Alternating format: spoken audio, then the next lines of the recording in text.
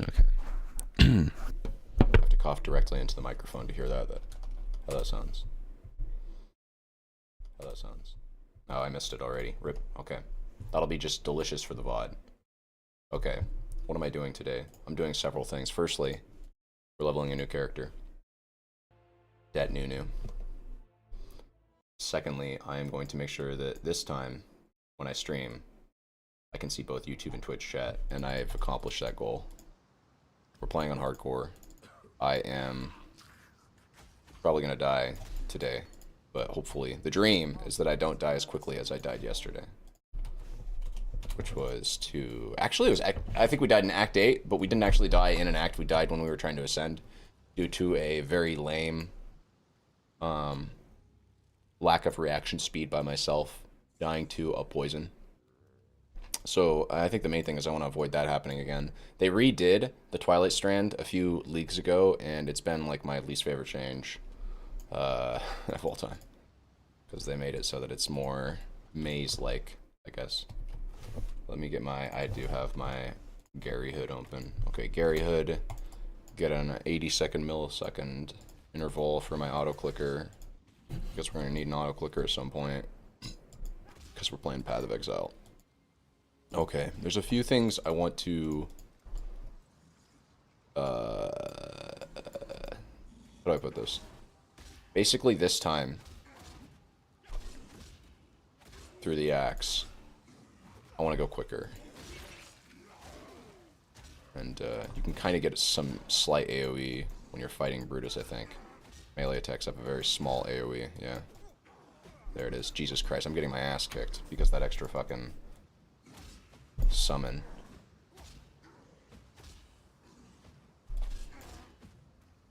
Look at these Viper Strikes, dude. I'm out of mana. Dude, this is the fight of a century. Holy shit. Holy shit! Can I sneak a stab? Dodge it? Ugh. Can I sneak an out? Oh, I can sneak another one. Sick. Dude, that was like a fucking gladiator brawl right there. Very scrappy. But, you know, we advance. If he had crit me, I think he did crit me at one point there, but if he had crit me when I was at half HP, we could have just died. Okay, so Stormblast Mines, right? Or I guess Explosive Trap is also a potential hiccup. I really don't like Stormblast Mines. I'm gonna try Explosive Trap. I just don't like how Stormblast Mines feels. A swig of water. Okay. The goal for today. The furnace down at the slaughterhouse. Yes, that's what this place smells like. The goal for today. I think I already said it. Co's near me. 1 second on the cam. We want to get further than we did yesterday. I think I selected solo self on hardcore again. But I actually was thinking to myself, I wouldn't mind playing trade. Because of how long it's been since I've really played hardcore. I don't think it'd be unfair for me to request a trade experience. Maybe I want to go for that. Basically, I just want to see if I can't get the character to progress in hardcore. And I think most people, if they could find out that, oh yeah, the character feels really nice when you hit maps and just make a few small upgrades. Like, you just make sure, you know... Well, okay. Great example. I died yesterday to a poison dot. I could have prevented that. I could have prevented that by playing better. I could have prevented that by having a better rolled flask. I could have prevented that by having a little bit more regen, maybe. There's a lot of things that if I had just had on my character, they're not very expensive things to purchase. Or if I had just been playing better, too. I could have prevented my own death. And it would have been... Well, we'd still be playing that character, you know? And for some reason, my auto-clicker is having a runtime error. Okay, cool. So that's beautiful. I'm going the wrong way. Fantastic.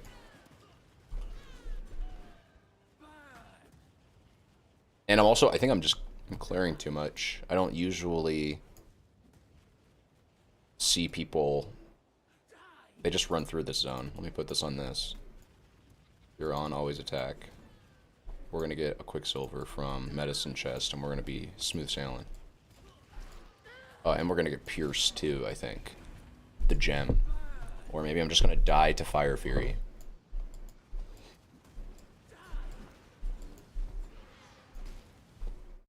RSC. Whoops. Okay. RSC. RS client. Gary Hood. Shouldn't be talking about an auto clicker this much on stream. I think it's technically TOS.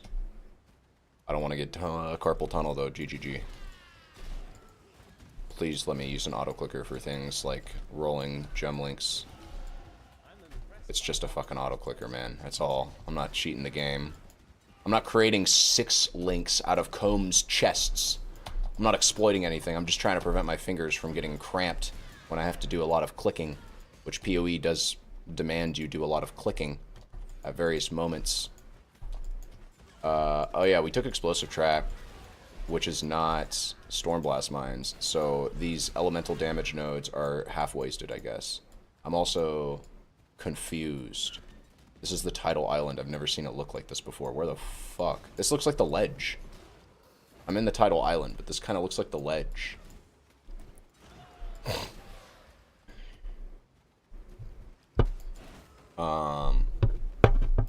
Yeah, and I wanted to test something about my YouTube chat here. One sec.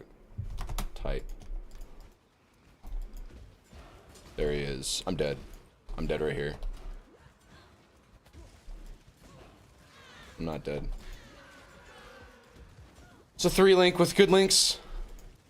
Shabby Jerkin. I mean, with that glacial hammer.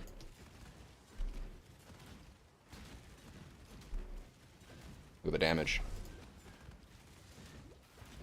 GG. I need a logout macro. I actually do need a logout macro. I'm not gonna get one, but it's official. If I'm gonna seriously get into playing hardcore now, if that's my preferred mode of play. So it's either Pierce or, because I can't buy the gem. I think this gem just goes away permanently, so it's gotta be Pierce. We'll still go down to Pierce on the tree. Would I rush Pierce? This time around, I don't want to rush Pierce. I'm gonna rock Pierce, and I'm gonna go up to these nodes and get Fusillade quickly. Get Fusillade, get some accuracy going. What else do I get? That's it. That's kind of trash. I think rushing the wand nodes is actually kind of trash.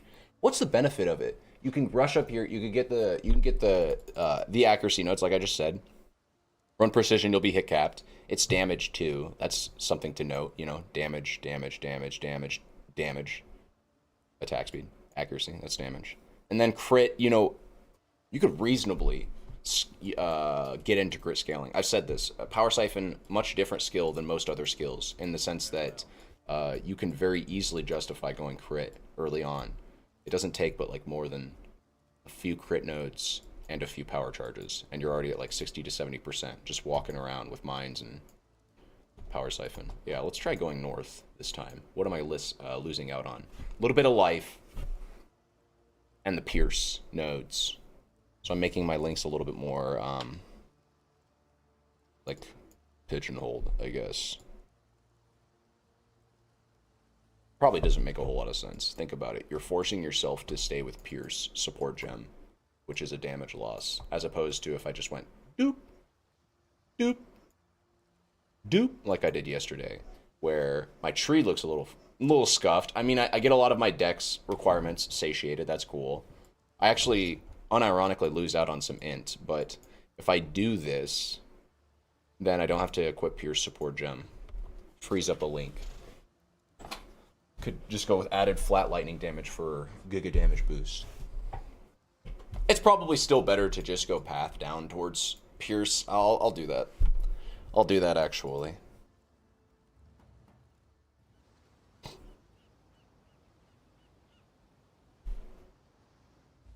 We'll still just do that. That'll be the plan.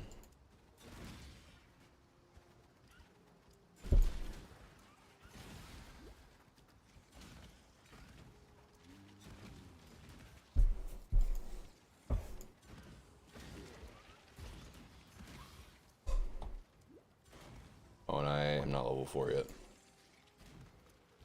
This zone, once we level up, should be easy peasy, no problemo.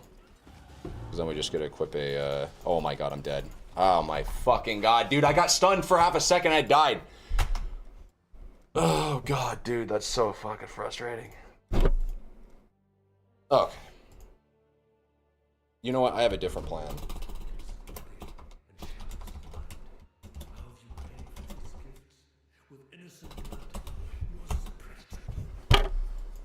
I have a different plan. That's beautiful. I died at the beginning of the stream. That's just beautiful. Last 30 minutes wasted. Last 10 minutes wasted. Is it possible to murder someone who Time is an illusion.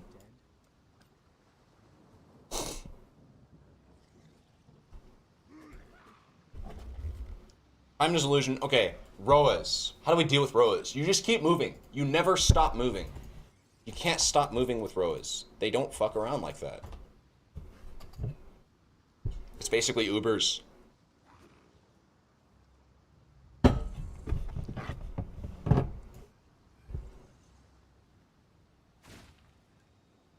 What if Roa charge did like 70? Meh. Yeah, I think 70 is a good number. 70% of the damage it currently does. I bet it'd still remain a tense zone. It still can be, that can be bullshit. It can have its bullshit moments. But because they're doing less damage, they're not stunning you for as long. Maybe they're not like 100% stun layering you. Maybe you actually get a second to move in between their charges if they ever hit you once. I'm just kidding. Really, okay. Realistically, my issue with that zone is my own. It's my own issue that I can solve, because all I really need to do when I get to Roas is make sure that I have some armor. If I have any amount of armor, we're good.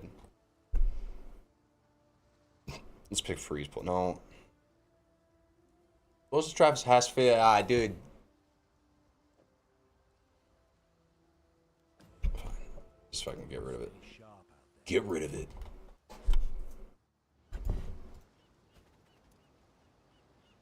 The furnace down at the slaughterhouse. Okay, now we're zooting. We're zooting. Zooting and zooming.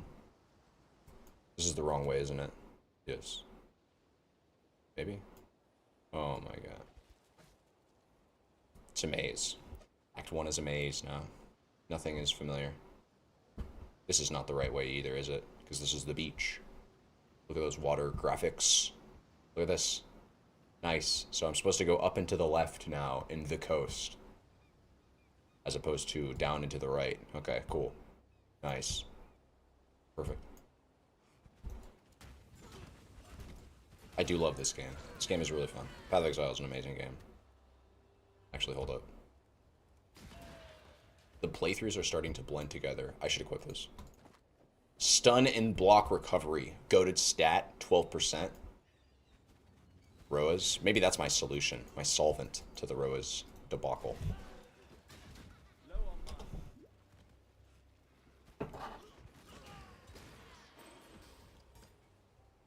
Not the right way. Having a movement skill by Rose would be nice too. They should give you dash after the medicine quest. That's what they should do. Then it would really feel like a preparation for Rose. You get your dash, you get your movement skill, you can start actually dodging the mechanic of their charge.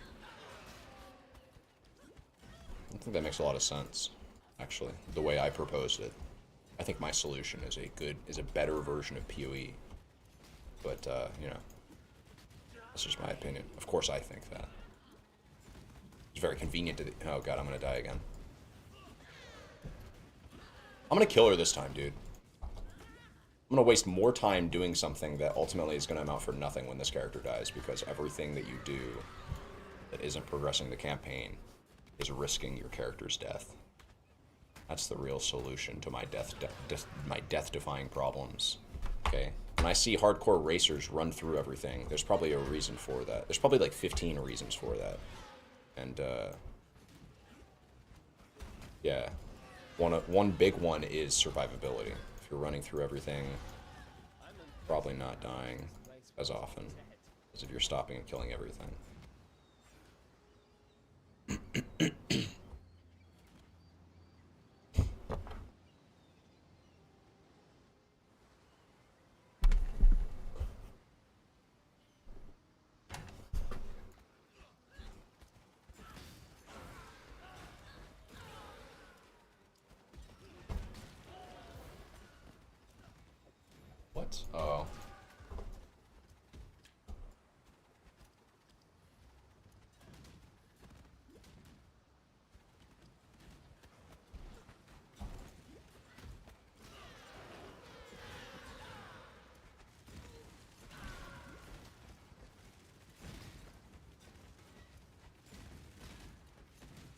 This is how you do it. You just kind of do little side steps.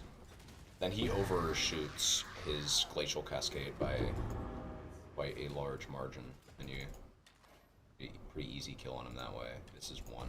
Like, we're not fucking with that. Okay, I need to fix my mouse real quick. I might share it too. Holy shit, nothing is working. Mouse. A lot of tension. Okay, there it is. Tension identified.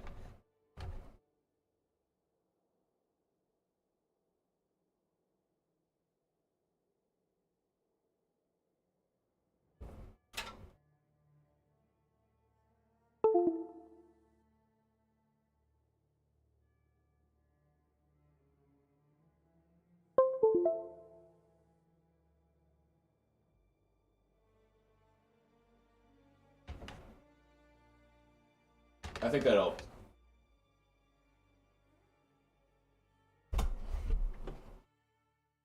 Yo, what's up, cousin? Doing good. Your cousin is doing good, Warlordus. As I am your cousin in this case.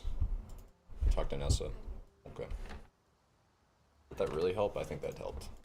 Okay. I'm still running Explosive Trap.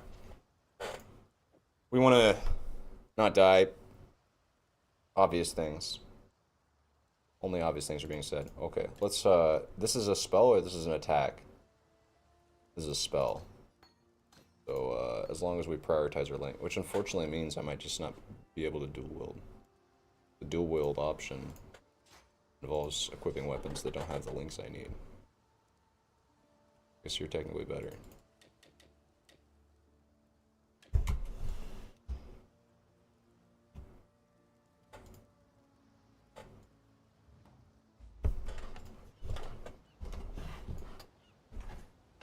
Okay.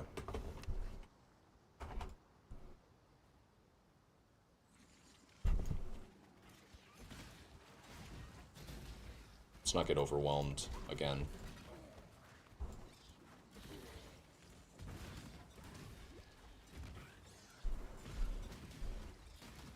Yeah, if we just take this low and slow, we should be fine. It's when I start seeing like 3 or 4 rows on screen that I haven't dealt with that they charge me and I just get blown up. I feel like Explosive Trap has a very wide damage range. Sometimes it one-shots things and sometimes it tickles them. Something's going on. Maybe it's the chance to poison coming into play a little bit. I'm not sure. Okay, see, look at this. We're kiting. I'm owning. Oh no. That's the problem, is when you try to click on the nests. I don't know why they added this animation to your character where he stomps on the nest. But way back in my day, that animation never used to be there, and it was one of those, like, you click it, the thing drops, there's no complication. Now you click it and your character has to complete the stomping animation, and if he can't complete this very weird addition of like a little stomp on the ground, then the thing doesn't drop. And so if you sit there and run up to it and you're getting stun locked and you keep holding on to the Roa nest, you're gonna die. That's how you die. That's the #1 killer of your character. This is the Mudflats, Act 1. Walking up to Roas and not respecting them. But we did that. We respected them this time, so we get to live. Okay.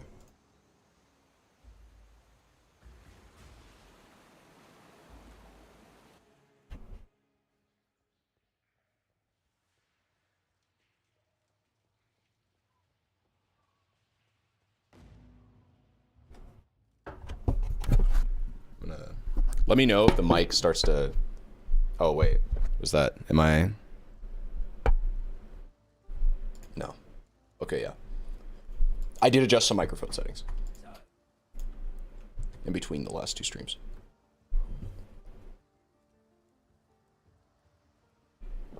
People usually go Orb of Storms here. I'm gonna get my Frostblink. Oops. Let's do you here.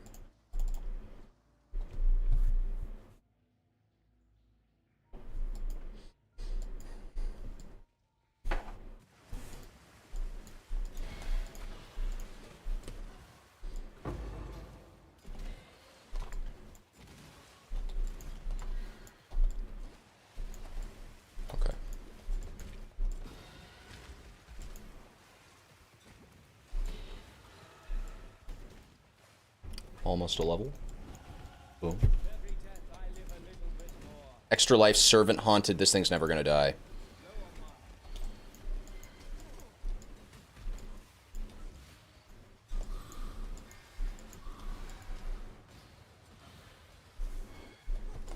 Jesus Christ. What? Bro, what the fuck happened? I popped a potion. I swear I hit Frostblink. I think I got stunned. This is why people don't do this. They don't farm. You're not supposed to sit there and just hit things. Dude, it's Path of Exile Hardcore Edition. If you stand still for longer than half a second and you're just like killing mobs you're not supposed to kill, which is to say I'm not in the ledge or the climb. If I'm hitting these, like, what was the issue? Because that mob type, people don't like to farm anything other than the sea witches in this area, because the other mob type that's in this area casts Cold Snap, and I think they cast something else too. They cast like a bouncy rolling magma version of a spell that does like repeated damage as it bounces, and it like freezes you and shit. People don't fuck around with these mob types. I'm sitting here killing things. I feel like I shouldn't be killing things. I feel like I should just be running through the entirety of this. Like, I've spent, what, 30 minutes now streaming, 22 minutes now streaming. And if I did the right thing from the very get-go, which is run through everything, I'd be in act probably 2.5. Like, I'd be dealing with the bandits right now, running through everything, probably still decently leveled. And, I don't know. Not on my third character, that's for sure. I wouldn't be on my third character. Alright, this is cool, though. This is just the part of the insanity, you know? Still sane, Exile? We'll learn. That's the whole reason I'm playing hardcore, is to learn. It's to get better at the game.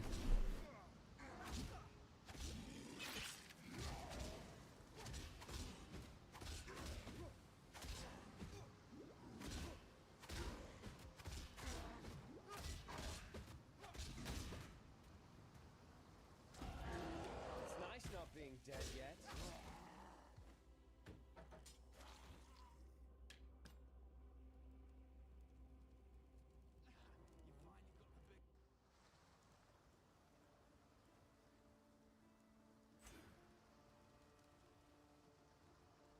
I saw what you did to Lion Eyes. What? Okay, sorry about that.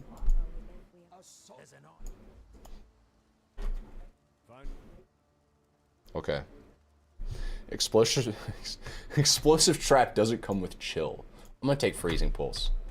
We're gonna freeze things. We're gonna worry about the links later. Okay, I don't need poison damage. I just need this. I need wands. Give me my spells. Give me my click accuracy. Okay. She has a wand. She has a 2-link, but it's not with the links that I want. We'll get, when do you get added lightning? Just like some flat added damage gem. It could be added cold too. This is it. This is the 2-link that will save our run. Our run will make more sense now. Actually, wait. This was a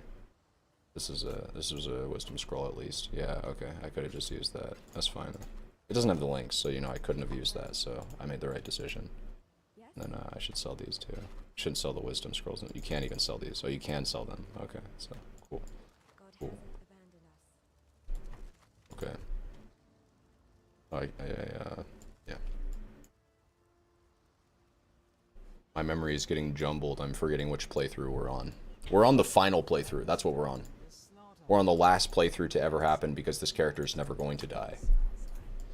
And if I go down, I'm baiting myself. So I will go up because I remember.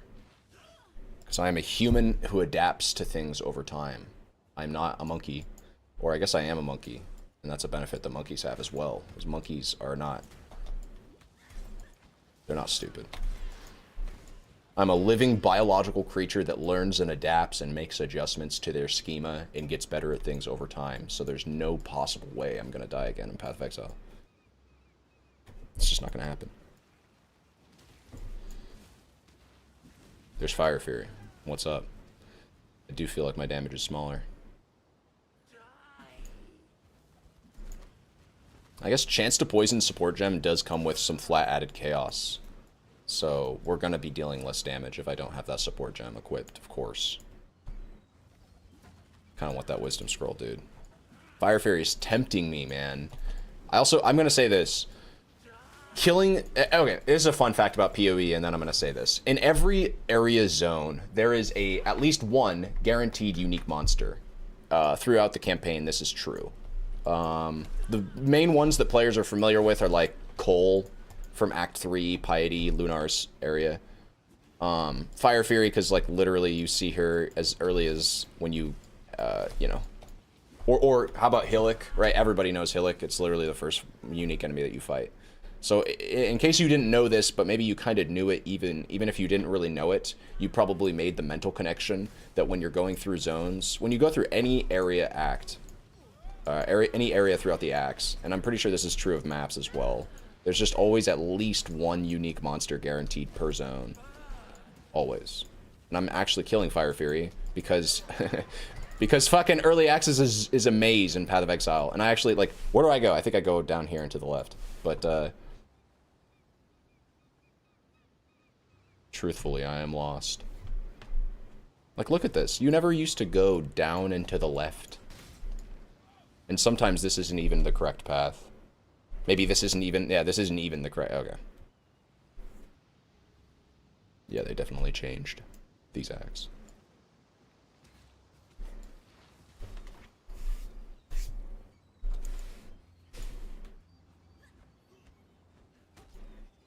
It's gotta be up here.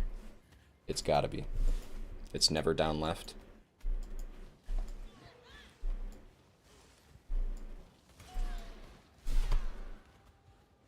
This whole area is a bait then.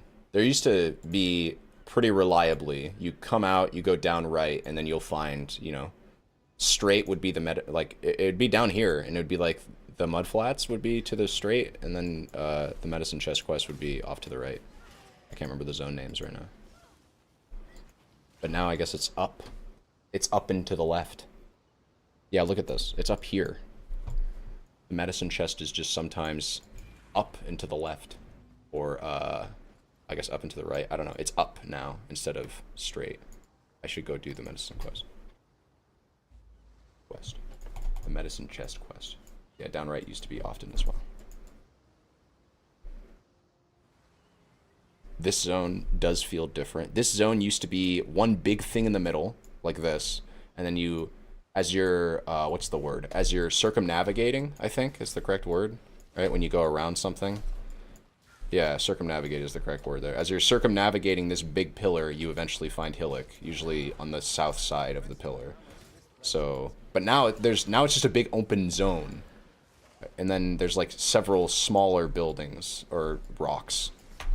So I think he's going to be down here. Yeah, he's down here. And I think cold resistance is this guy's specialty. I actually think Hellrake has a little bit of cold res. I'm not sure about that, but I think taking freezing pulse is kind of setting yourself up for a harsh time on this guy a little bit. I mean, freezing pulse is still an AoE spell, and it's important to have AoE for this in most unique boss fights early on, because the main way you can die is getting overwhelmed and stun locked, in my opinion anyways.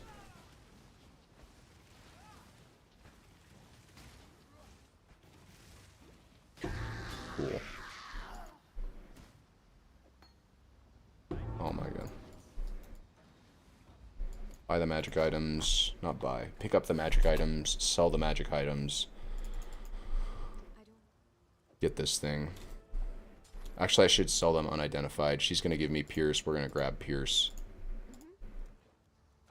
Sell everything except for... No, we'll even sell that. Don't care about Fizz. We're doing magic. Cool. Equip you. Health potions. Portal scrolls. Cool.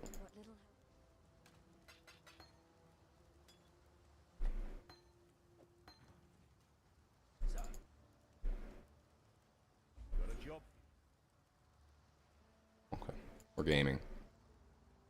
And then go here. Go over here. No, this is the wrong way. We have to survive the mud flats again, but we will. We will. I won't be dying anymore. No more deaths. Only dreams now. Only dreams. No tears. This is it. This is the big test. I see a bunch of rows. They're surrounding me, but I'm not afraid. I'm confident in my ability to kite them backwards. and not get completely decimated. I do have to wonder, I just realized this. How many times have I died and it's actually just been because the mobs that are killing me are servant haunted. And they're doing something like 100% increased damage. God, that would piss me off to know that all of my deaths had at least some haunted modifiers involved. Yeah, leveling through the axe definitely took a hit this league because of their... We need to force the league mechanic on new players. It has to be a forced league mechanic in the axe. Kind of like Talisman. Was Talisman League like that? It's been a while since they've done something like this, where they basically force the league mechanic on you. I seem to remember Talisman League being like that as well. Where you're just walking around and randomly oh, no, no, no, no, no, no. I had armor this time, clowns. I had an armor base. You think I care? Dude, armor is actually goated for this zone, straight up. It is insane how just a small amount of armor literally shaves their damage in half. Maybe even a fourth. What's my Physmid at? Look at that. 44%. And I have 39 armor. If I just unequip this chest piece, just think about the effective loss in survivability. I'm losing like over 20% Physmid. That's insane. Going 3% movement speed slower. These like very, very small concessions that racers make where they're like, oh, I'm not going to equip a chest piece so I can move 3% movement speed quicker. I just, on hardcore at least, I don't see the point. I mean, maybe if you're confident in your skills, I guess, but to trivialize this entire zone and some of the ensuing zones, and all it takes is a 3% move speed loss and a little bit of diligence to click on the armor bases. It's crazy. It's actually insane how effective armor is early game in Path of Exile. Get armor. That's my biggest advice to playing this character in hardcore. Get armor early. You're gonna zoom. You're gonna zoom so quick. You're gonna be tanky. You're not gonna care about anything. You're gonna have a fun time. You're not gonna die like I did. You're gonna make it to level 60 and beyond like I did in my previous character. You're gonna ascend 3 times. And if you just get a little bit of recovery, you won't have to deal with the degens. That character was doing good. I really wish we hadn't died. Just need a little bit of chaos res. Alright, let's actually go quicker through the axe this time. Not killing everything. Where's my... These are haunted mods, and I'm throwing myself in the middle of them, and I'm surrounded. This is it. I should... but I'm fine, though. Question mark? Should have been looking at the map more. I'm actually, like, killable for sure. And I have a movement skill, but I wasn't using it. Wait, I saw... Oh, okay. I do a lot of questionable things. If playing on hardcore... Really, I just shouldn't... I'm not the kind of player that should play on hardcore, because I do a lot of things. Hardcore's the kind of game where... Well, I said it yesterday. You kind of have to be micromanaging every single decision you make. Every small decision needs to be crafted. You really can't just afford to dick around. And in PoE is the kind of game where, say, 99.999% of your playthrough, you're going to be able to dick around, kind of. You're going to have a lot of freedom of movement, because for the most part, this game isn't too scary as long as you have a good, well-geared character. But once in a blue moon, you're going to come across a set of mod types that really fuck your character. They're just particularly antagonistic to everything your build is doing. And you need to be prepared for that moment. You need to be able to log out instantly. You need to be able to play the reaction speed game. Oh my god, can I click, please? Can I click, please? Where's the please button so I can just click it? We're going to deal with this guy. He is essence infused. So we're going to get an essence as well as a passive point.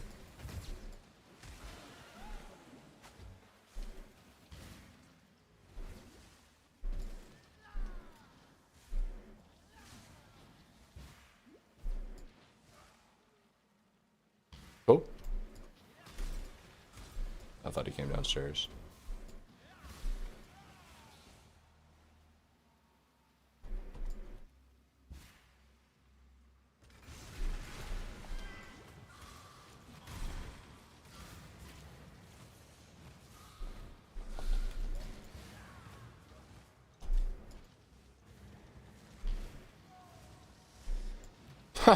No damage.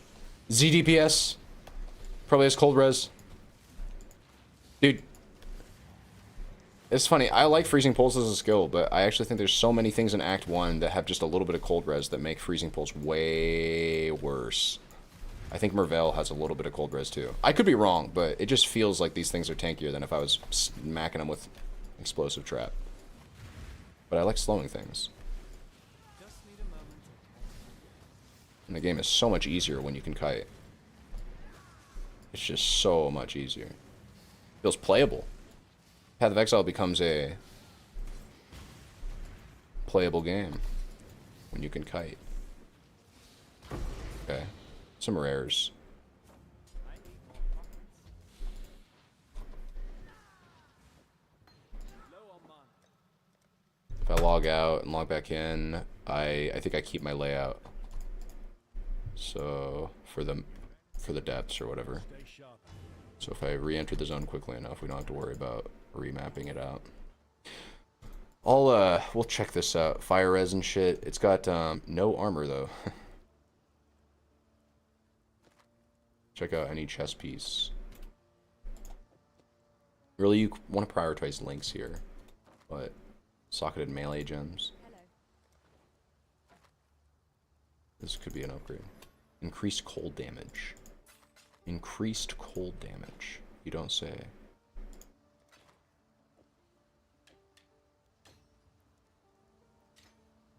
Where's my... Oh, I sold the chance to poison gem, didn't I? How foolish. How asinine. That made no sense. No, I didn't. It was right there. Where was it?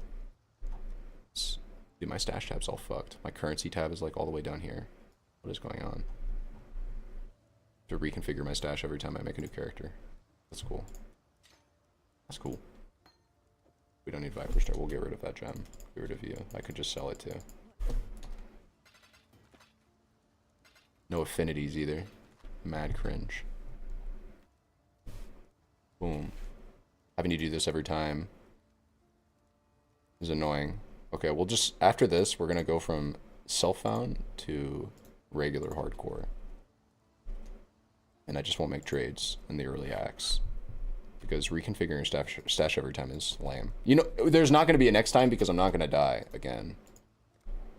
So we're good. I really don't need to even do this. I just need the gem one to have this one, and the flask one to have this one. That's the main things. Okay. We don't need to worry about like Delhi or some shit. I'm not doing Delhi. I'm not doing Delhi for a while. Let's get the portal scrolls. Not portal scrolls. Detection scrolls. That's what they're called. These are my detection scrolls. I can detect with things with them. We should actually upgrade a flask. Let's get you up there. Let's get you up there. Cool. What little help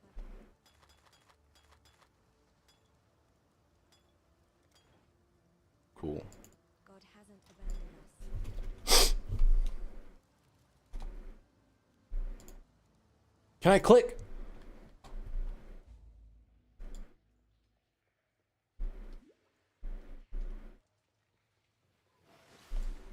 Nice. Resuming.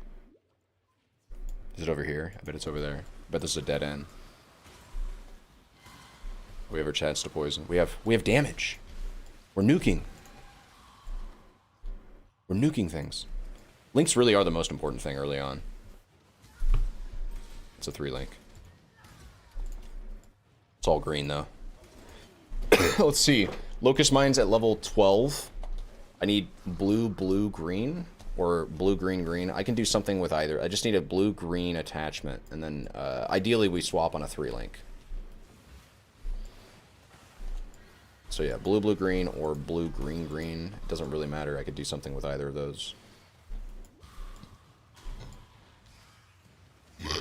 Excuse me.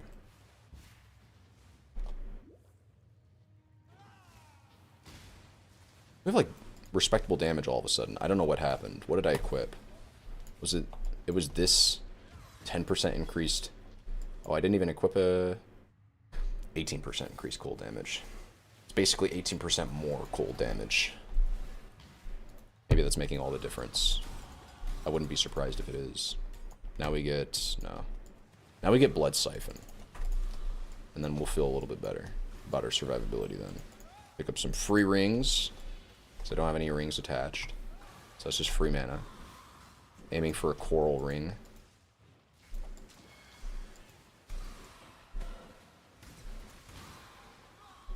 Okay, we're starting to feel good. This character is going to make it.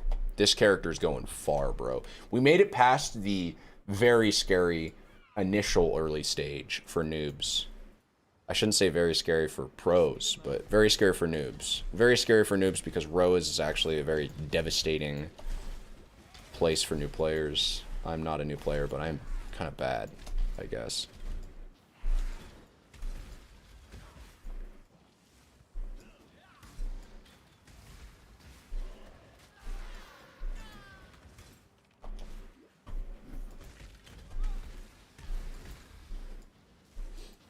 It's a magic monster that's also devoted. This is what I was talking about. Like, I bet some of the and it was overwhelming 100% of the fizz, so all of my armor means nothing. This is what I mean, though. Like, I bet it's mob types like that that killed me.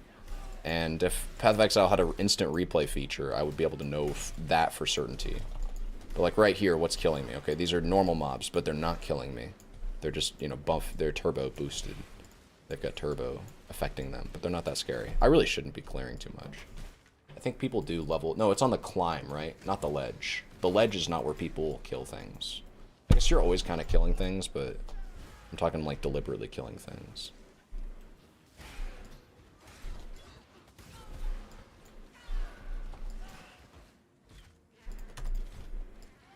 We do kill these mobs, though.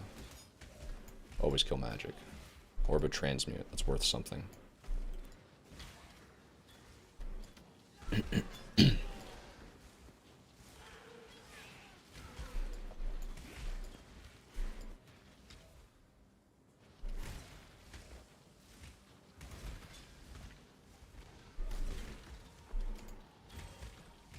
Okay.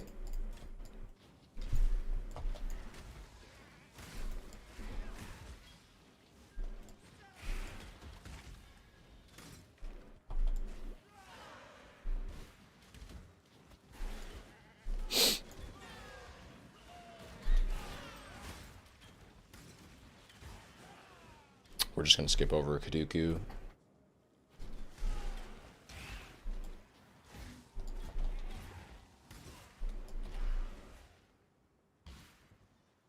We're chilling. We're zooming. How many times can I keep saying the same thing over and over again?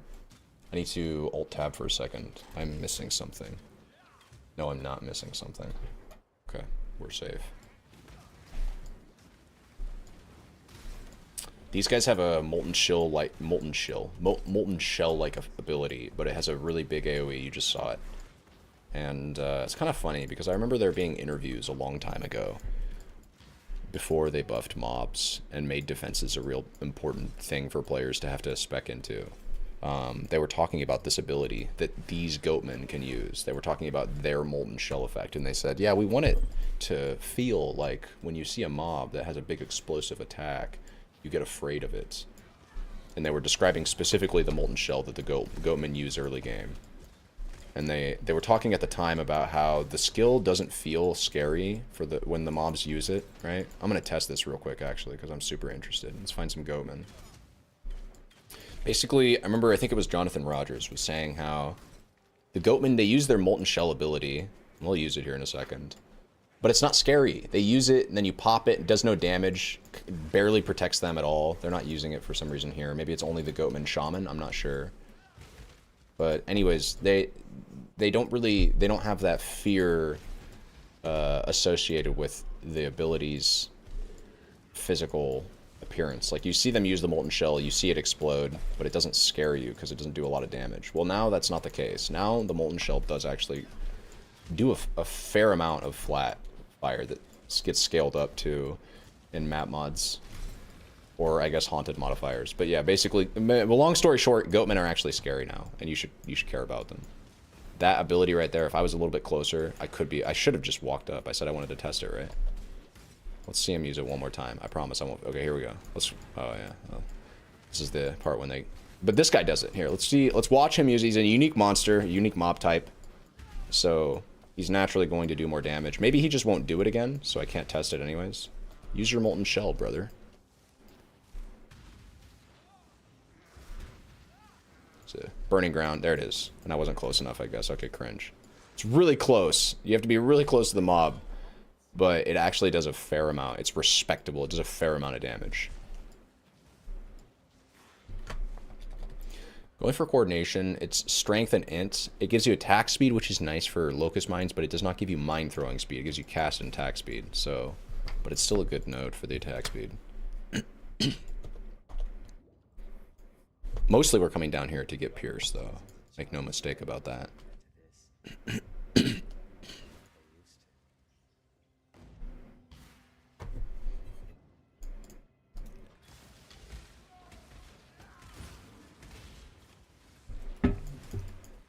We're not fucking with chatters. Oh yeah, we have this is another painful element to doing solo self on hardcore every single time. I have to do the trials of ascendancy every single time.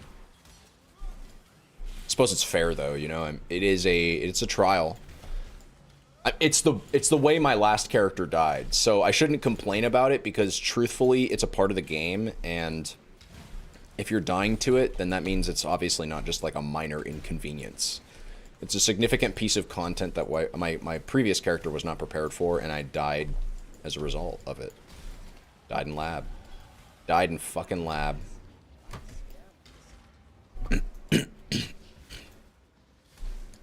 Died in lab because I didn't have 2 health potions. Rookie mistake. Truly.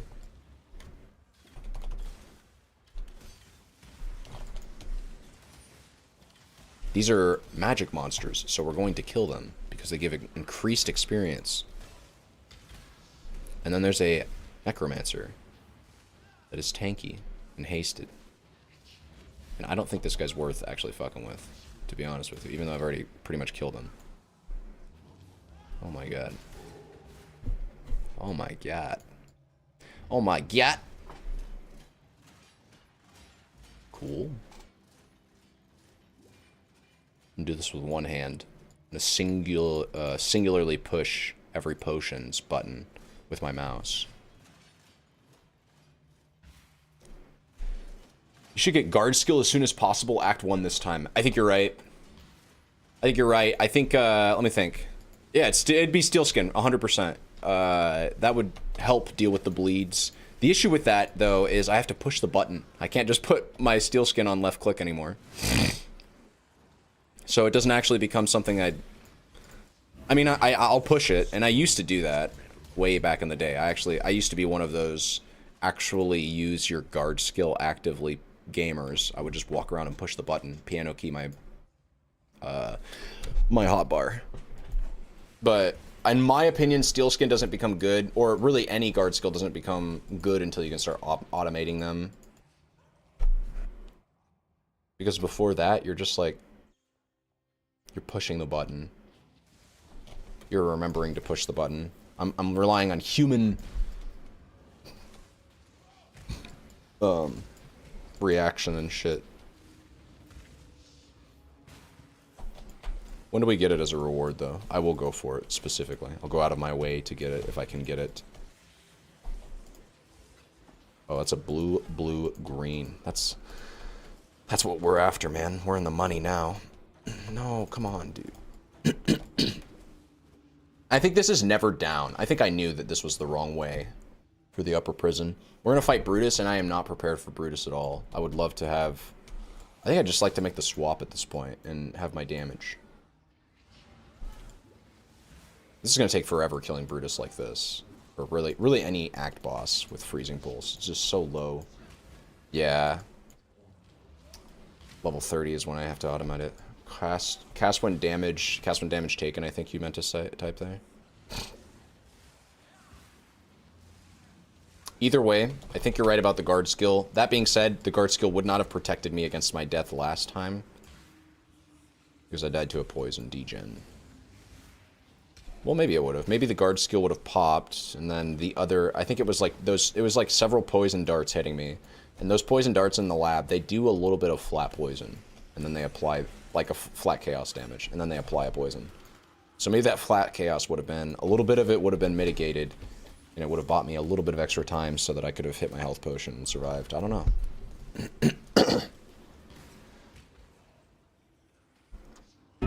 Not sure. Just like, where am I supposed to go? Is there a switch here? There must be a switch. Where's the switch? This looks like a secret passage to a strong box. Yeah, it's right here, look. Interesting. I think I knew this was here, to be fair. A chemist's strongbox. What is a chemist's strongbox? This isn't even rolled. Perhaps I should have rolled this. Chemists. So are we dropping, like, flasks, or? Yeah, actually. Interesting. I didn't even know that was a thing. But, hey, I'll take it. Now we can get a Quicksilver, if we want. I should roll those, too. That's dope. I just got... Dude, I just got a Bismuth flask in Act 1.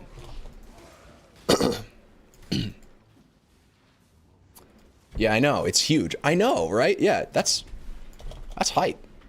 Yo, look out for this. This seems like a kind of a cool way to... Well, I mean, I don't know. Couldn't I could potentially get an Onslaught flask, too, I think. Okay. We're still running down and getting Pierce. Man, we don't do Brutus. We just don't. We don't do it. We will die. Or die of boredom. Sitting there holding the right click button on him. This is not going to go well.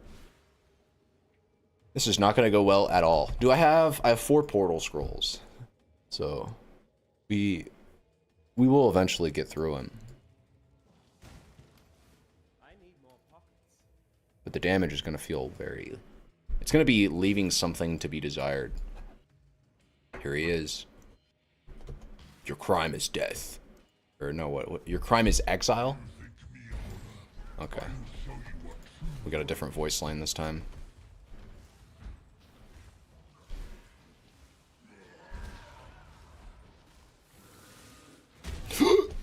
This is the triple slam that follows you. When he charges up, you need to get away from him. That attack, you just want to sidestep. This is the attack that every time he charges up, you just get away from him. He's a pretty easy boss. He just takes forever. That attack, you frostblink through him. Like I said, walk away. Really should never die.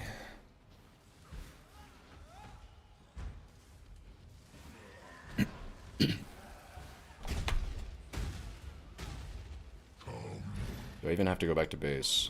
Oh shit, yeah. Let's just go back to base for mana reasons.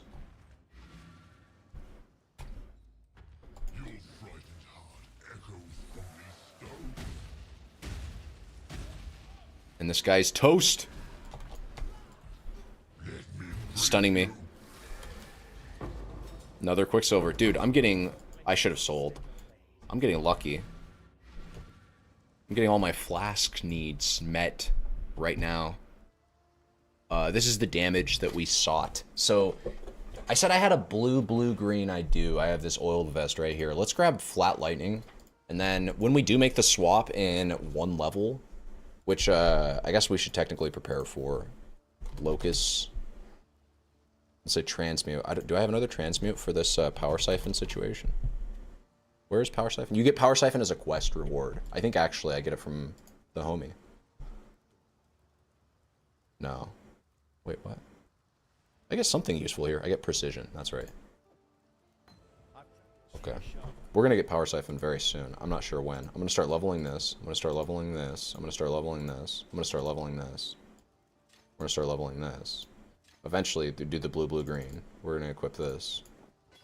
I mean, I could roll this and equip it now. I still quite value the armor I'm getting from my chest piece. Look at this. That's like 18% Physmit according to the tooltip. Now, tooltips can lie to you.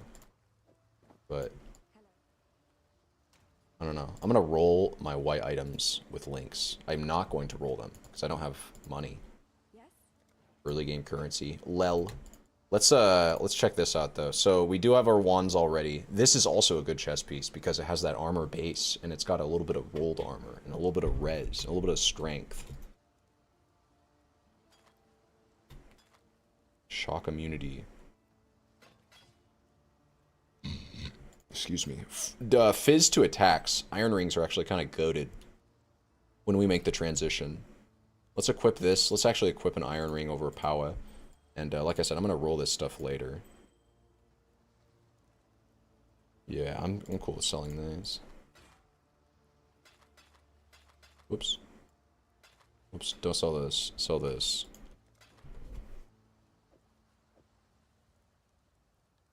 $90. 131. 150.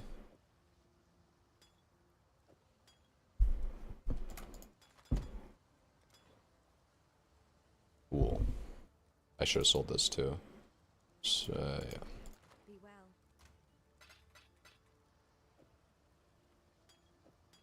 Okay. Okay. We need Power Siphon in 1 level, and then we're good to go. Frostblink is still... We're still chilling. We're still chilling. We have the upper prison. I was going to go grab the rest of the loot. He had another Quicksilver Slash to give me. Quicksilver Slash. Flask. Another Quicksilver Flask to provide. We could equip that now. It's, we could at least unidentify it and probably make the replacements not worse, that's for sure. It's kind of sketch, though, not having one of my current flasks. I want both life flasks, for sure. I need mana still, and we can equip Precision. And I do want the Bismuth. Bismuth is like, well, it's like you said, that's such a god find. Because so here's some fun facts about a Bismuth flask. If you're a new player, and you look at the Bismuth flask, and you're following a build guide, and your build guide eventually has you using, you know, like, good flasks or whatever. Basically, there's a stigma against a flask type like this that doesn't really give you anything other than something that you can shore up elsewhere on your character, specifically through gear, but you also typically will get a bit of resistances from the passive tree. And I think most players, especially new players, recognize that early game, one of the big puzzles to solve in your character is how do I get my resistances up? And I guess when you take that into consideration, it becomes very obvious why a Bismuth Flask is good. But if you take the late game or the eventual late game character that you're trying to build into consideration, if that's all you ever care about especially, then you can find yourself ignoring the benefits of a Bismuth Flask, which I'm going to state now. Plus 35 to all res is it's just massive, right? That goes without saying. It makes it very easy for you to hit res cap early game. But the real strength, in my opinion, of a Bismuth Flask is its duration, right? If that plus 35 res was active for 4 seconds or some shit, I don't actually think you'd use it even early game, even when it would theoretically be its best. But the fact that Bismuth Flask lasts nearly 9 seconds in base duration means that throughout the entirety of the axe, you pretty much have it up all the time as long as you're moving. As long as you're even, like, barely moving. So with nearly 100% uptime, even on bosses, you're going to come in with 2 charges, because it comes with 15 out of 40 charges. You're going to have 20 seconds to kill a boss, or at least to get the boss to the ad spawning phase. And so it's just up all the time. It really is. It's up all the fucking time. Which means the resistances that it provides are consistent on your character. Except for right now. But yeah. You pop a Bismuth, and as early as Act 1, I'm nearly capped on lightning res. On cold res, I should say. That's massive. Most of the mob types in Act 1 do cold damage. These things, these sea witches. These seething brines that killed me last playthrough. Most things in this game, early game anyways, are going to be dealing cold. Look, they're cold snapping me with their little cold snap attack. I guarantee you that does cold damage. It's also doing no damage because I have 70% mitigation against cold. So, anyway, I've sung its praises long and far enough. Long and hard enough. Hard and aggressive. I've been very aggressive with my praise singing of the Bismuth Flask. All of that, suffice it to say, it's a good find. Let's go find the All-Flame. If I Frostblink through the mobs, I'm kind of like, I'm giving myself that extra little kick of damage.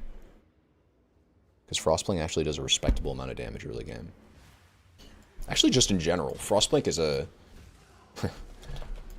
Despite being a movement skill, Frostblink is actually quite a good damage dealing skill.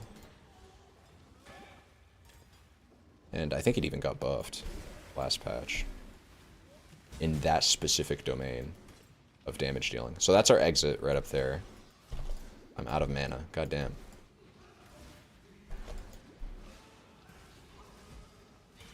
We're leveling. We're out here leveling. I'm out here full clearing zones because I can't find motherfucking Fairgraves' All Flame. Am I still leveling? Yeah, I'm still leveling precision. Of course. We're about to... Actually, we could just make the transition right now. We need to... I just can't remember what gets you the gem. How do you get power siphons? I know it's offered to you naturally. Maybe it's the fight before Merveil when you... Yeah, I think that's it. It's in the preparation quest before Merveil. I need to enter her lair and then go back to town. And then I think Nessa will have it for me for free. Pretty sure. Should have this shit mapped out. I've been playing this build long enough.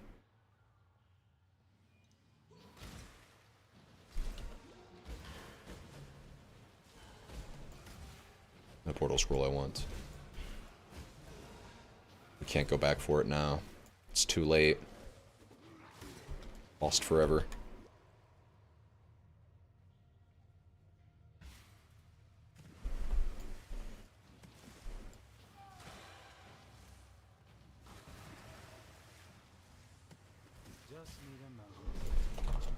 Dude. I see just a pack of magic mobs come up and surround me with their little blink strike, and I feel like death is there. This game will give you PTSD. Let's equip this. Even though it's a healthy amount of energy shield early game. Can I get around? Let's just kill it at this point.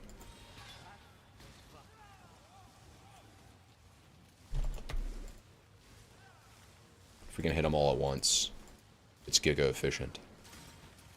Oh, but I'm not shattering them. It's okay. It's okay, my damage is insane. I have insane damage. Yeah, let's actually here. I have my links. The only reason I wouldn't swap over is my own... I guess my own ignorance. My own unwillingness to do it. Oh... That's right. We would need we not having Pierce yet does kind of gate us a little bit into a green, and blue setup. It's fine though. No, I can't because I'm still obviously I'm still holding out for Power Siphon. When we get Power Siphon from just walking through this door, not this door, the other door, Merveil's door, is when we can make the swap. And I'm leveling us. I'm getting us more prepped for it. We're getting this shit. Oh my god, I'm literally frozen. Okay, grab it. We'll get the fuck out of here. Fairgraves. Wow, it took me right here. It took me time. Is that... Wait. That normally happen? Where you just walk right out to Fairgraves? That feels like a change. I don't know if that was always the case.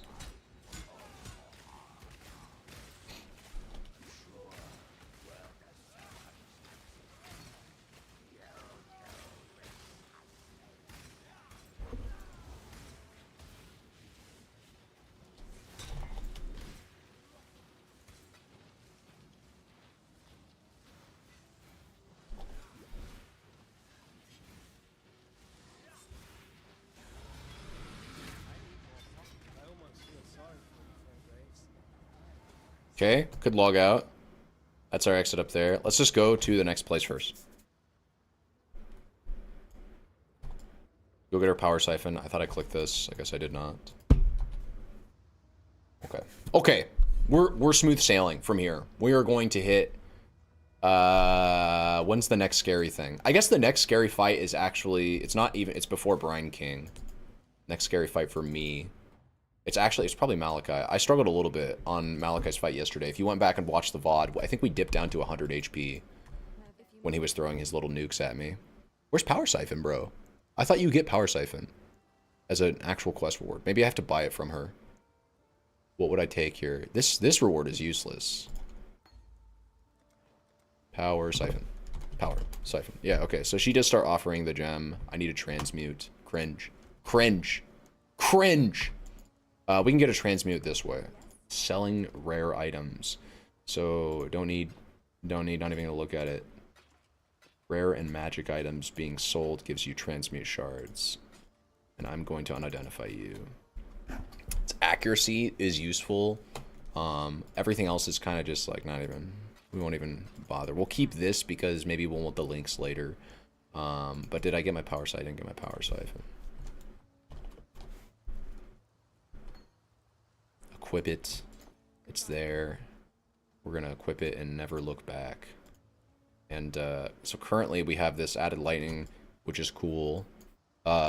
We'd prefer Pierce, but I can't use Pierce because I don't have the links for it. So now we need 1, 2, 3, 4, 5, 6, 7 passive points. Really 6 before we get our first bit of Pierce. Once you get this little bit of Pierce right here, it starts to feel good.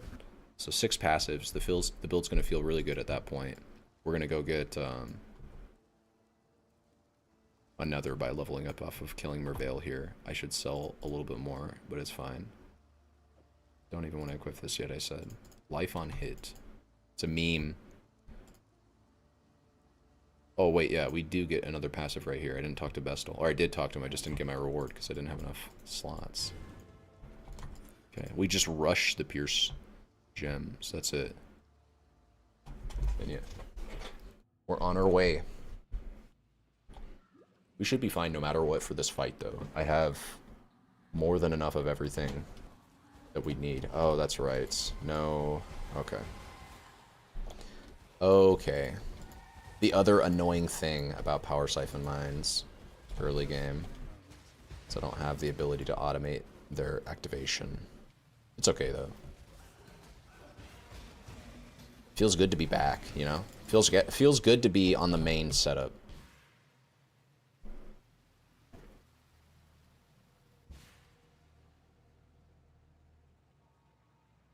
It's this way. It's this way. Believe it. Data bio.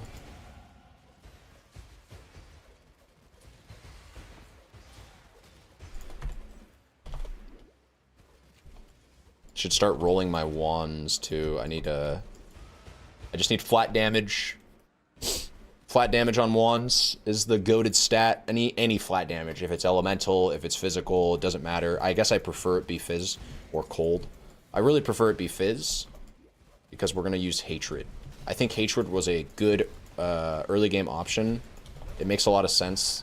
Hatred gives you, well, first of all, hatred is a broken aura that just gives you way too much of everything. If you're scaling fizz, it's broken. It double dips on itself. Aura effect is nasty with hatred. Hatred is a broken aura that you should use more of. But secondly, and I dare say, like, more importantly, maybe even, than the stats on hatred being nutty, is the fact that hatred gives us a type of damage known as cold damage.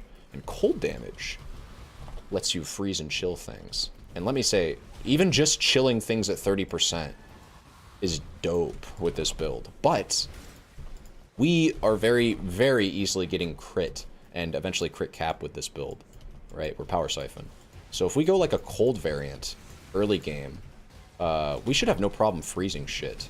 Or at least, again, at least chilling things to 30%. Now, our damage is dog shit right now. Our damage is dog shit, we don't have crit. You know, everything about the build doesn't make any sense right now. Except for the fact that we are functioning. So we're not going to be freezing things, we're not going to be chilling things. One of my gem links is currently added lightning. So I'm not even really trying to focus on the cold damage aspect yet. But if I just get 2 wands, or really even just one big fizz wand, and I equip hatred, then you'll see what I'm talking about. The build will start to, we will start to freeze mobs. Our mines will start to freeze mobs, literally. Freezing mines, or freezing mobs with Power Siphon. Mines. You'll feel good. You'll feel really good. And this looks scary, but we're chilling. I have to hit T every time, it's so annoying though. I'm not gonna lie about that. And mana is an issue right now, kind of.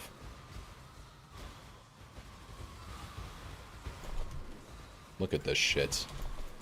The mobs are being spawned. I shouldn't be fighting this. Extra life haunted modifier. This just isn't a good fight. This is not the good fight, man. Yeah, we need to move on. Can I move?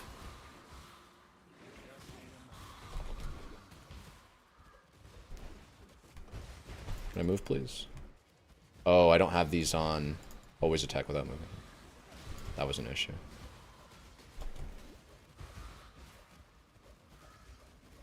Extra life, devoted. Yeah, checks out. Yeah, buddy, that checks out. Yeah, buddy, that checks out. Hold up.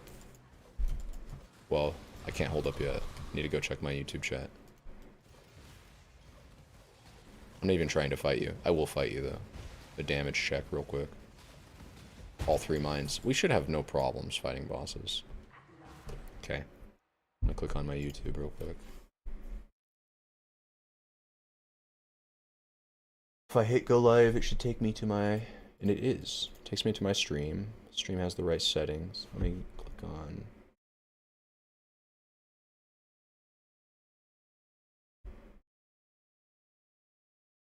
Then why does it still say Dota 2 Live Immortal Offlaner Commentary? This is like some old and out-of-date shit, I guess. Because if I go to my channel... Solo Siphon Hardcore Leveling Power Siphon Mines. There it is. Go to my channel. If I type something in my chat, does it show up on my OBS viewer? The answer to that question is no. Not showing up. So are people... Damn, dude. Are people like... Is there people showing up in my YouTube chat and I'm just not getting any notifications for that? Because when I type in my YouTube chat pop out for my OBS, I don't get any... Look at this. I'll show you. It's confusing if I don't give you the visual, right? It doesn't make any sense. It's like, what are you talking about? Well, let me show you. Go to display capture. Here it is. Got my docs up here. Here's my YouTube chat stream pop out. If I type in this, hello, I just typed hello. And then I go over to my actual stream on YouTube. It's not showing up. Also, if I type in this, actual stream chat, right? It doesn't show up in my pop out. These 2 things are unsynced. I was typing, but you didn't respond. That's what I mean. Yeah, it's cringe. I'm not getting any... Well, wait, hold up. That's not entirely true because my chat... This is giving me updates. This is giving me updates when I type here? No. Type here. Doesn't show up here. What if I type here?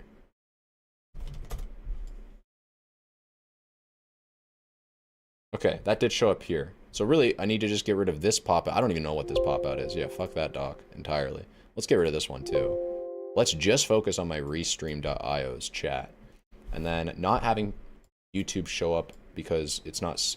I looked into this last night. Botrix, which is the tool that I use, has some complications with YouTube.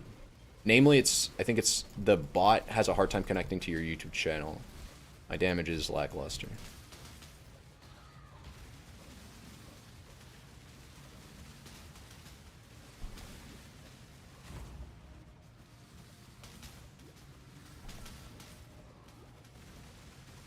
My damage is leaving something to be desired.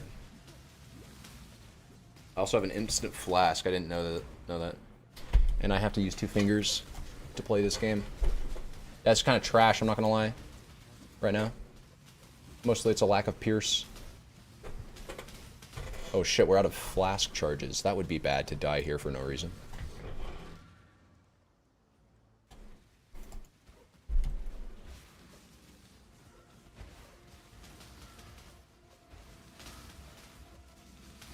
One second. New messages. Gotta craft some juicy spell damage wands after it's true. Well, not spell damage. Remember, spell damage does not help the build yet. We don't have Crown of Eyes. I have no reason to scale spell damage. We are an attack-based build. What I need to do is I just need to get some flat damage on my wand. That's what it's an attack-based build, so I need to worry about the damage of my weapon. As with all attack-based builds. Oh my god.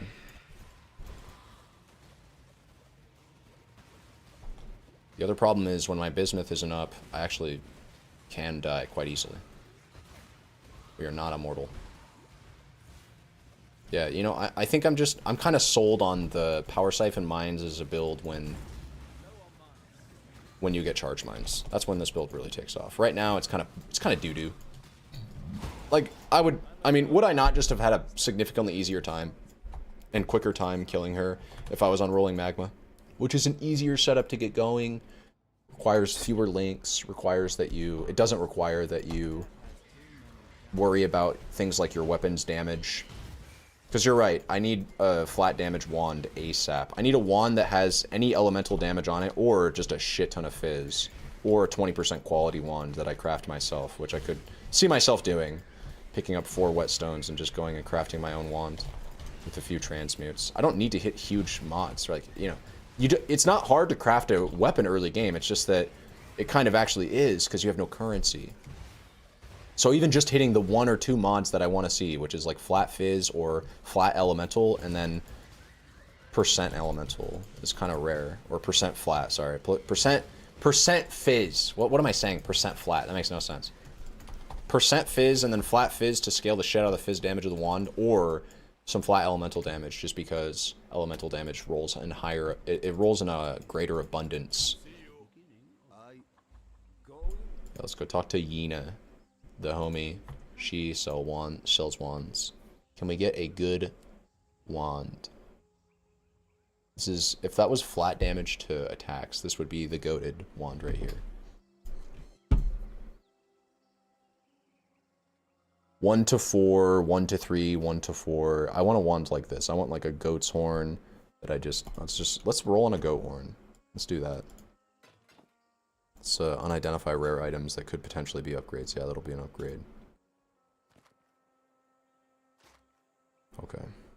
That's good. I will feel tanky equipping this shield, and I think I will. Do I need the links? No. I guess this is not necessarily better. Okay. Yeah, let's do this.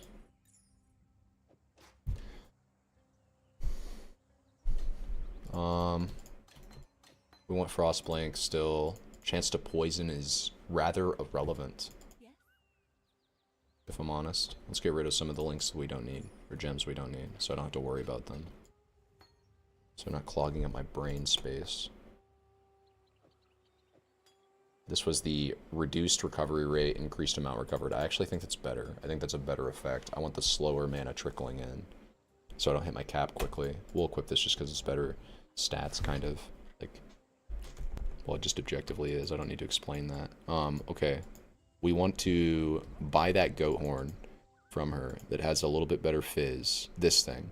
So, 9 to 16 is the low end for this weapon is the top end for my current weapon, right? Again, we're rolling physical. We have to roll weapons because we're using an attack, and playing attack-based builds, you kind of just have to do this throughout the acts. Or if you're not doing this, it's because you have like unique weapons that carry the shit out of you. Use your essence. It's like an alchemy. That's a great idea. I did get this from the thing, from the dude that we fought down under. And what's even great, what's not even greater, but like what's really great about this is we can actually guarantee flat. Look at this, boom, guarantee a fire roll. Look at that. I even got 1 to 3 fizz. This is a perfect weapon. This weapon will more than triple my current DPS. We're gonna be soaring through Act 2 with this weapon. That was such a good idea. Just smack an essence on your weapon, right? That's such a good dude. Actually makes so much sense. You just get an essence, any essence early game can guarantee a flat roll. Watch this damage. Check this shit out, dude. Yeah, show the tooltip depth. That's such a good idea, actually. Hold up, check this out. Right, okay. 68 average. 27. We just tripled our damage. Watch the mobs. Watch the mobs. Just watch. They're dead. Things are dying. It'll feel better with Pierce, I promise. We're so close to Pierce, too. We need like 3 levels. Things are dying, but they're not going to die quickly in AoE because we don't have Pierce yet. But like, watch the single. It's not terrible anymore. Bear trap it for 20% more damage. Yeah, it fucking dies. Things die now. Jade Amulet. I don't need Dex now. Just roll your weapons. Also, we're super tanky because don't forget we got some resistances. I have a bismuth. This is the run. This is it. This is to earn, as they say. I'm gonna go get the extra flask because I think actually I can roll a no wait. I haven't done this quest many times. I've done this quest all of about maybe I can count the number of times I've done this quest playing Path of Exile for 10 years on one hand. And they've also changed the rewards that it gave because it didn't always used to give flasks. So I really don't know what I'm getting here. I know that I don't need another Quicksilver. I know that I don't need a Bismuth. But if I can get, if it gives a Jade Flask, we're set. Or a Granite. Actually, I prefer Granite. It gives a Chaos Orb. I'll take a Chaos Orb for sure. We have inventory slots, and I could use more transmutes. Imagine a redneck taking this game very seriously. Oh, darn tootin', I need some of them there transmits so I can smack my here Orb of Alchemies. And this game was meant for rednecks. Here it is, the Great White. It's like a shark. So if I throw the mines past my distance, I can just stand still and blow them up. If I'm standing here, the mob's here, and I want to mine him, I just throw through him. So that the Locust Mines still proc. Okay. Let us continue on our merry way. We'll go to the crossroads, we'll get the waypoint, and then we'll go check out our rewards. Mr. Ko. Ko is bored. I'm gonna take him out. It's 1? Is it really 1? It is 1 o'clock.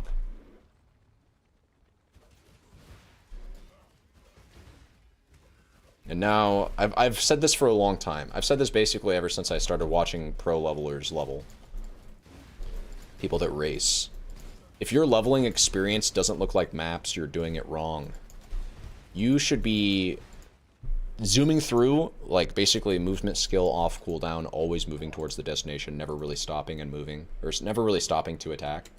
And then also try to equip 2 movement skills. That's a massive move speed trick for the leveling process in this game. Said I wanted to roll some weapons. Let's not do it yet. I have a lot of white and blue gear on our character. Oh, we want to go get the quest reward. Hit up the Homiina. Yeah, this reward is a lot worse when you already have a Bismuth, I guess. Still a really good reward, though. We could get a Greater Life Flask. That's not a bad upgrade.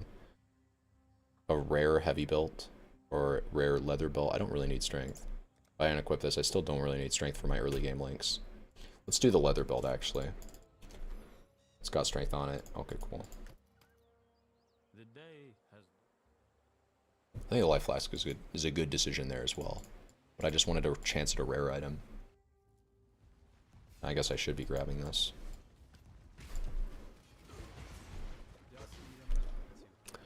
Alright, let's do it. We want to get the Trial of Ascendancy, so I actually need to do all 3 of these things here for sure. Oh my god, can I move?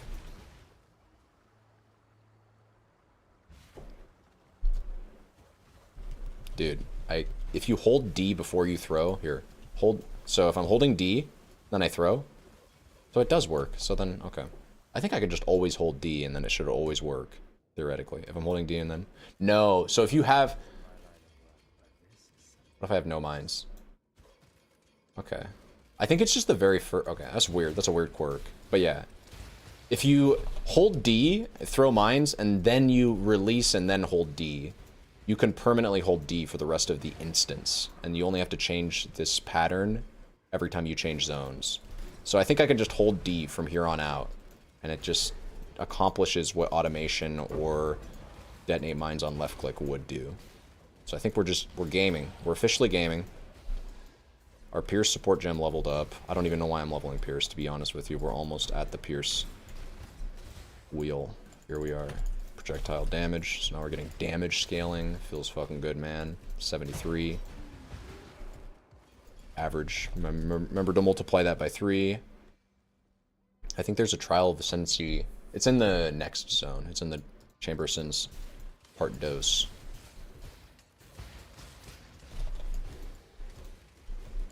Throw a bear trap in front of me. GG. Oops.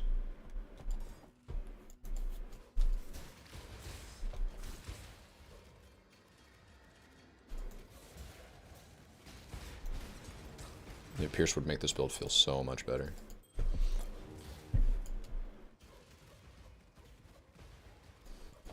We'll pick this up. I guess I should pick up every rare piece of gear that I find, actually. The rare gear is goated, sells for a lot of money. Early game. Look at the mobs entering new zones to add that rat all flame. If you get a good reward, utilize it as soon as possible. I think you're right. My big issue with this is that I have not been. I'm just not like I'm not interacting with it, and I bet if I do interact with this system, I bet it's probably more benefit than it is harm. Like if I just throw rats on here, look at this. I get 3 times the number of mobs. They're all rats. They're useless, piece of shit, dog shit, rats that aren't going to do anything dangerous. And I think you're right that the rats give a fair amount of loot. So my decision to not interact with the Lantern of Aramor is probably why I've been complaining about the league mechanic through the leveling process. It's actually probably mostly a benefit if you just utilize your all flames and like and just do it. If you just do the league mechanic, you know what I mean. You do know what I mean because you're saying it. So I should be doing it. You're right. And let's go find those rats. Now I don't actually think that's a good idea. I don't think it's a good idea to go out of my way to go look for the mobs and like start clearing this like a map. Right. I'm still leveling. I should still be zooming, but turning like using your early all flames is the main takeaway. Just use them probably. Probably more beneficial than not using them. There is a trial of ascendancy in this area I need to deal with, and my bismuth is getting completely wasted. Oh, this is Fidelitas or Fidelitas, Fidelitas.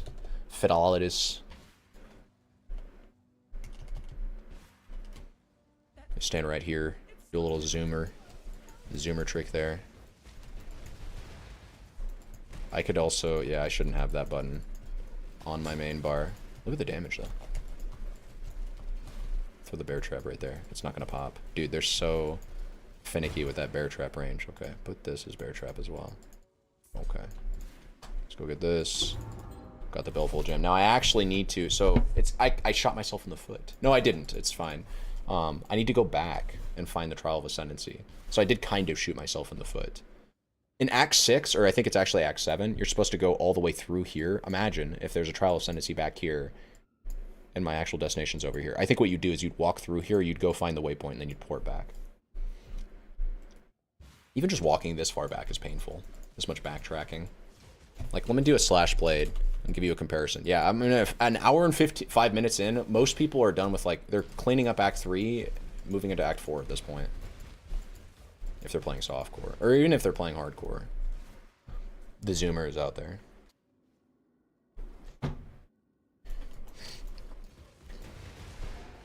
This is not the right location. It's over here.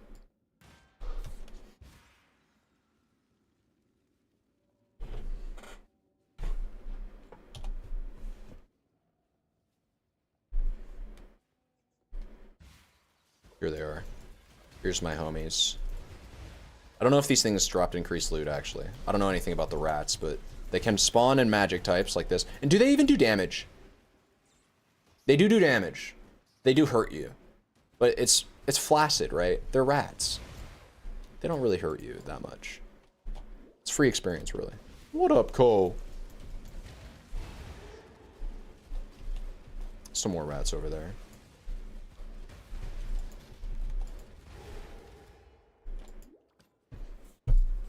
Okay, I was wrong. The Trial of Ascendancy was actually over here. Sad. We got a Pierce. We should be feeling a lot stronger. 78.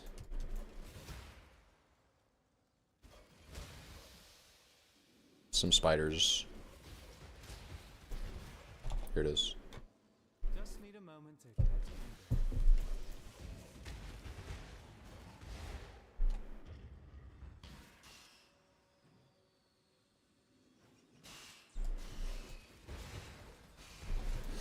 catch Oh, dude, I'm gonna die again in this playthrough, and it's gonna be to Lab. Lab is gonna kill me again. These fucking traps, man.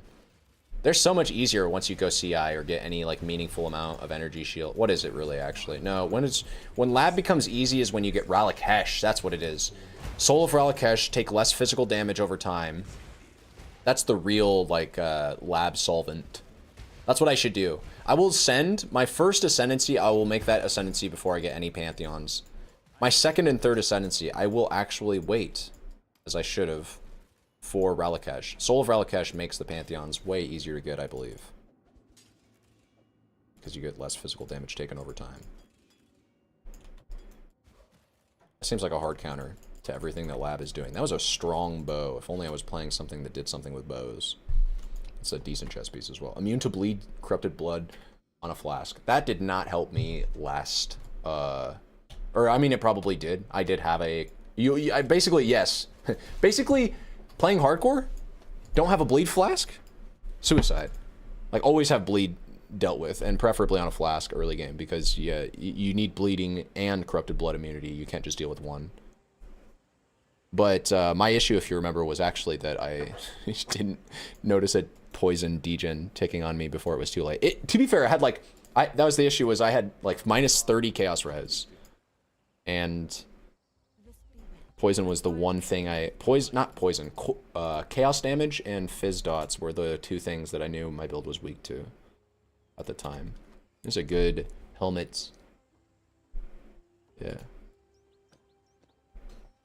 Precision, and then Pierce we don't need. Let's just unequip any gem we don't need so we don't bait ourselves into thinking, oh man, the links are so much more important than they really are. We just got Skitterbots, and so Skitterbots is going to be a healthy damage increase. We'll keep the Seething Life Flask that is also giving us immunity to shock. I'm going to roll. No, I'm not going to roll a greater because I actually care about the transmutes, but eventually, and it's not going to happen, or it's going to happen soon here, we should be getting to the level of where I have transmutes that I can start actually crafting gear with. Maybe we are there now. Maybe not. We have 2 transmutes, and I want to... Basically, I just want to make sure I'm staying on top of my flask prefixes. Suffixes, really. So, immunity to hinder. This isn't bleed. This isn't poison. But we're going to keep it. We're going to roll with it. And I'm going to not take crazy unnecessary risks. We did everything in Chamber Sins 2, including getting the Trial of Ascendancy, I believe. We just got that. We got done with it. Now we go to do the Hand of Good Man quest. Remember Alkaiser's death in HCSSF, fully decked out character with Mage Blood, 7k life, died to bleed. Yes, and it's because, yeah, you have to deal with bleed in this game. You can't just not deal with it. Bleeding and corrupted blood both need to be addressed, and like I said, preferably, I mean, it's not preferably with a flask because that's reactive. Preferably you have immunity. Preferably you're dealing with it by not actually ever having to deal with it mentally. You just make it so that you have a checkbox effectively on your character's POB or stat sheet rather that just says, I don't deal with bleed anymore. I don't have to think about it. Mental space does not have to be dictated or dedicated to it. I don't have to play reactively around it. I just don't have to deal with bleed at all. That's the real solution to bleed. And this character never really gets that. We're Shadow, right? We're located around the tolerance wheel, right? You can get tolerance for 30%. You could deal with bleed in your own... Like, you could probably find tech solutions to deal with bleed. We use a Watcher's Eye, right? This build uses a Watcher's Eye pretty much at all stages. You can get Corrupted Blood immunity on your Watcher's Eye. Now, good luck. That's going to be very expensive, but you could do it. Other unique jewels that we use. I'm trying to think.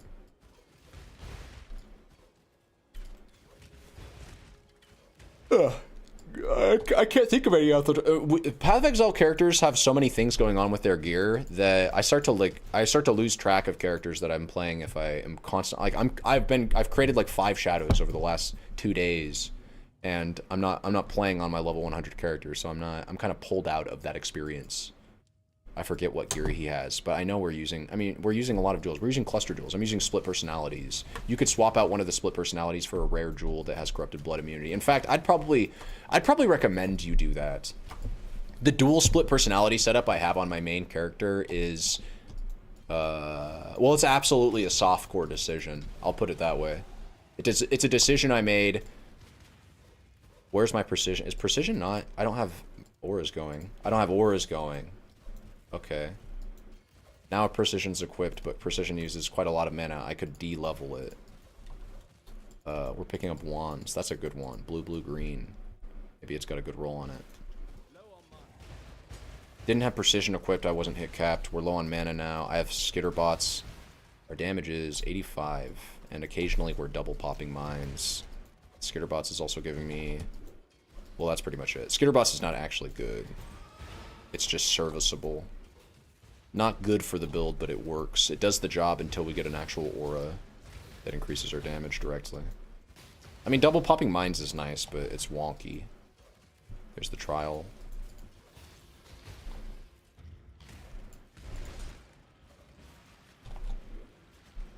Hit the levers.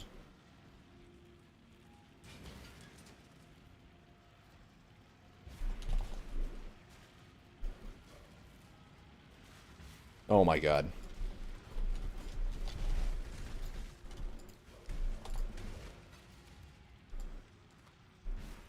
Shine boldly, Sick. so that all may find you when the night falls.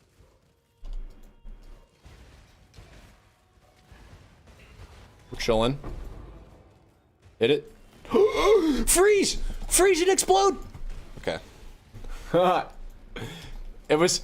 why am I clicking boxes? Like, I even just said I'm not gonna do stupid shit and play risky. I just clicked a box that had freeze and explode on it. I was asking for death. I think I must have had my bismuth... Why did I live there? I had bismuth up, right? I should have died there 100%. That should have been the death of my character, and I should have learned a very valuable lesson right then and there. I didn't learn it. I am one of those, like... I'm an idiot, okay? Is the truth. That's the truth. You want the truth? The harsh truth is you're watching an idiot stream Twitch TV content, because I don't learn unless it's the hard way. Every lesson I've ever learned in my life has been learned through pain and hardship. You'd think that people giving me advice helps me. It does not. When people tell me to do things, it drives the spite part in my brain up. Don't do this. Okay, well, I'm going to go do that, and I'm going to go especially do it because you told me not to do it. Well, I'm telling you not to do it for your own good. Okay, I don't care. I'm still going to disobey you. That's how my brain works, right? So when I learn something, it's because I have determined for myself that it's a very bad idea to do something else. So I landed on this decision because it's the least painful decision. Because I didn't lose my character there, my brain's, even though I'm sitting here, I'm deliberating about it, I'm talking about how dumb that was, that I just clicked. Any strong box I click early game is suicide. That's the truth, right? I see a strong box right here. If it's rare, or even if it's magic, it still potentially has the affix on it. Okay, at the very least, I should at least do that. Yeah, and look, freezes you when activated. I shouldn't click this box. If I value my character's life, I should not click this box. I'm gonna click it.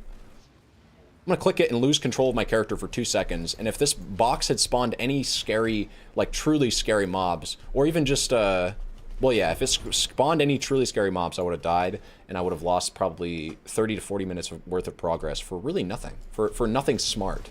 For nothing that would have felt interactive.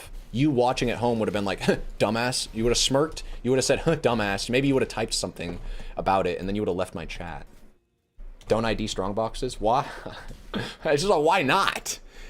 Why would you not? If your character is at all at risk of dying when you click a box, always identify it. It takes time, and nobody's gonna unidentify everything. Nobody plays that deliberately, right? But we should.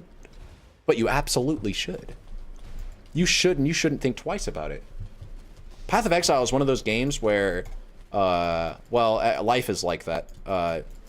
If people aren't doing something, that doesn't necessarily mean it's the right thing to do.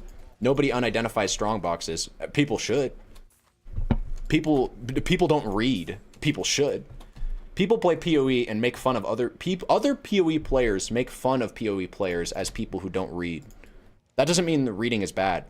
Reading is very good for the lifespan of your character. People just don't do it. You're rewarded if you do it, though. People do ID strong boxes in Gauntlet, even racers. Okay, yeah.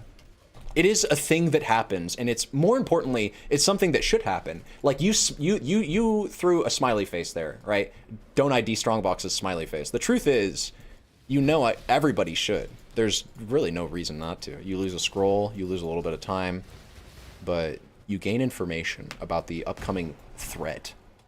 And Path of Exile is an information game. What did Datoricus say? Datoricus said, don't give me $1 million. Kappa. What would you do with the money? Okay, we did the trial. Yeah, we did the trial here too. I could have just logged out. You should log out. I'll be on Discord if you wanted to continue our BG3 game. Sounds good, Wolves. This quest was not why we did this. We did this because we wanted the thing. We wanted the thing. We wanted, what did we want? We did this quest because we wanted the Trial of Ascendancy. These gloves are also like, well, they have damage on them, and they have life on them. But I'm not going to click them. Frostblink, Bear Trap, I can find areas elsewhere. I guess I will equip these, because they do have a little bit of damage, and I should unidentify all wands. Yeah, like 14 to 24, if that adds fire spells to... If that roll on spells was instead to attacks, this would be goated. This is still actually probably an upgrade. I'm not sure though. But I shouldn't sit here and think about it too much. I should just like equip it and look at the tooltip. I need wisdom scrolls as of right now. Need the ability to identify items. Max life, attack speed. This is the flat added damage is better though. Unequip this. Bear Trap is still good. We'll equip it. We should be leveling it. This is okay, cool. Okay. Equip this. Check the tooltip. 63. This is more. It's 80, so technically we should leave with that. Probably. We have an abundance of Quicksilver flasks.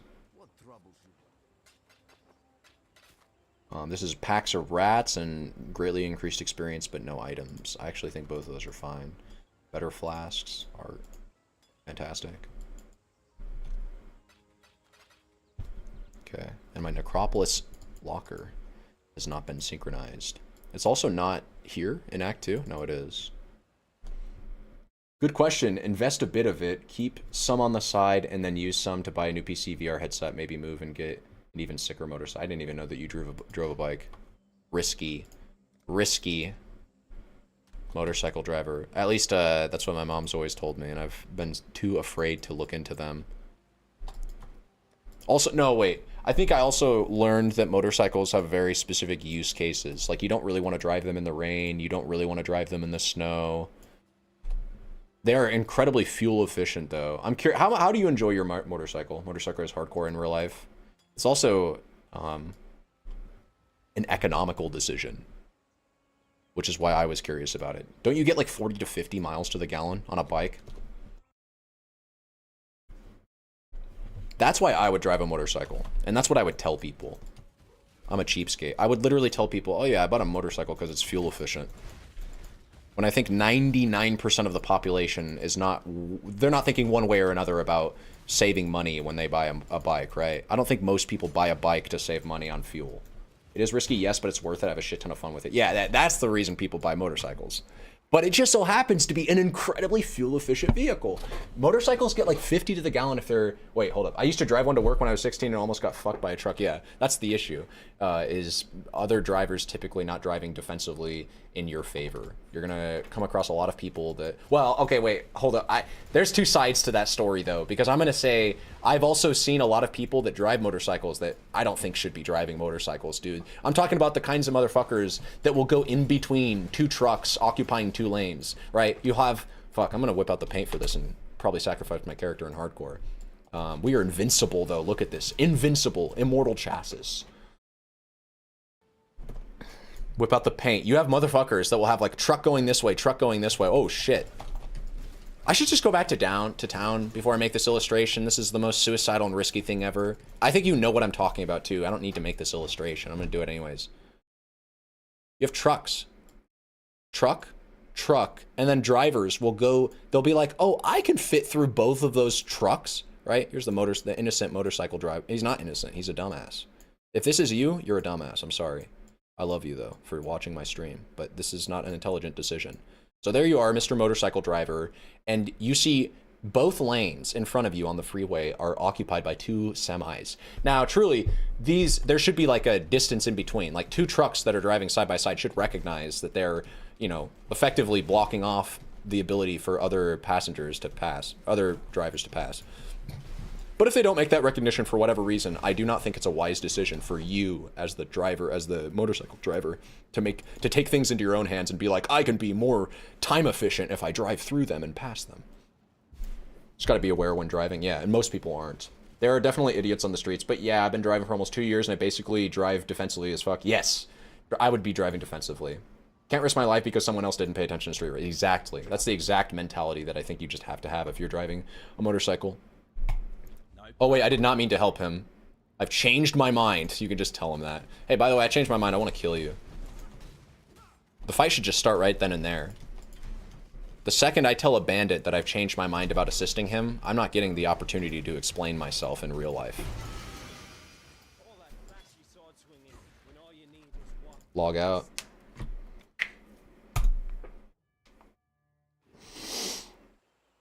Did you get a bike exclusively, or not exclusively, but was that your main draw to driving a motorcycle? Was just like, oh, it'd be cool. I'd have a lot of fun. Totally fine if that's the reason, by the way. I'm just curious. What inspires other people to drive to buy a motorcycle? I'm curious, like what made you, what drove you to that decision? Less chaos damage take. I wonder if this is like ever a consideration. I mean, that's a shit ton of armor. Dude, that's actually a crazy amount of armor. That's, you get reduced chaos damage taken over time. Goated stat for me, right? Goated stat for wire guitars literally solves my problems dying. I kind of want to equip a sword. Dude, it's 300 armor. It's 300. Look at this. Look at this. Check this out, right? Estimated fizz. 63%. I just gained 50% physical damage reduction. This is actually a sick-ass chess piece early game. This used to be the most troll chess piece. This is the first unique I ever found in Path of Exile, way back in Ambush League, when uniques used to drop like one every 3 days.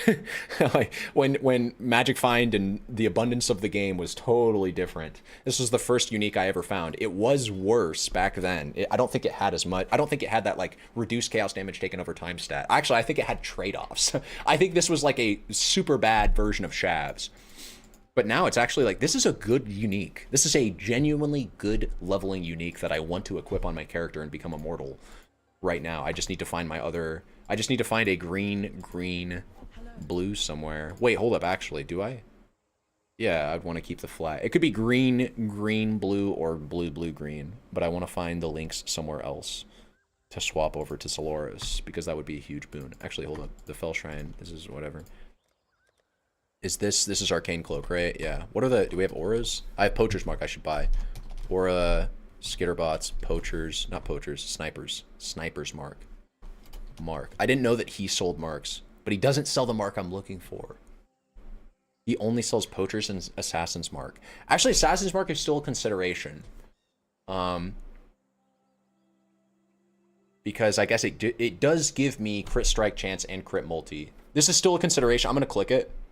We eventually want to get Sniper's Mark, though, obviously. We're going to be totally fine on crit chance.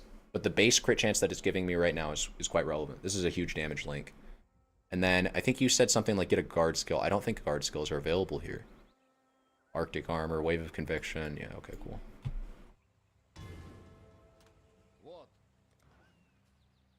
This is more cold damage to attacks. This would be a damage boost if I equip these. 3 to 8, 1 to 2. Wouldn't even have to figure out the stats, I'm sure. We're fine on that. Yeah, we're fine on Dex. We'll keep the Solaris over here. I do want to equip this. The sooner the better. Once I equip this, I will be safe for probably, honestly, probably all the way up until like late Axe. I don't think I'll feel much more than a tickle from every hit. Now, dots will still be a bit of a problem, but then, even then, dots won't be that much of a problem because it comes with 25% reduced chaos damage taken. Damage taken over time. That's insane. This is insane. And minus 36% or 36 chaos damage taken. I don't know how that works with dots. Like if a dot is dealing 100 chaos damage over time, that should just be instead 64, right? That's insane. This is an insane chess piece early game. This is crazy. Chaos damage does not bypass energy shield. Actually valuable and relevant early game to a hybrid mod character. Dude, Solaris Lorca. This is a good chest. A good chest if you find it in Act 1 or 2.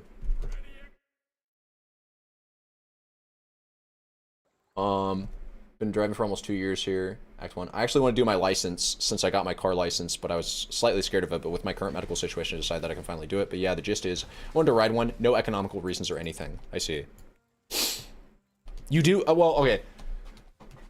Because there are two kinds of bikes. There's like, there's more than two. I'm aware of sports bikes, which are the kinds of bikes I was interested in driving. And then there's like the, what would you call them? I don't want to be rude. Fashion bikes? There's like the Harley Davidson brand where, And really, no offense to people that like these kinds of bikes, but they're super low, usually on the ground. They don't get as good of gas mileage. They're loud.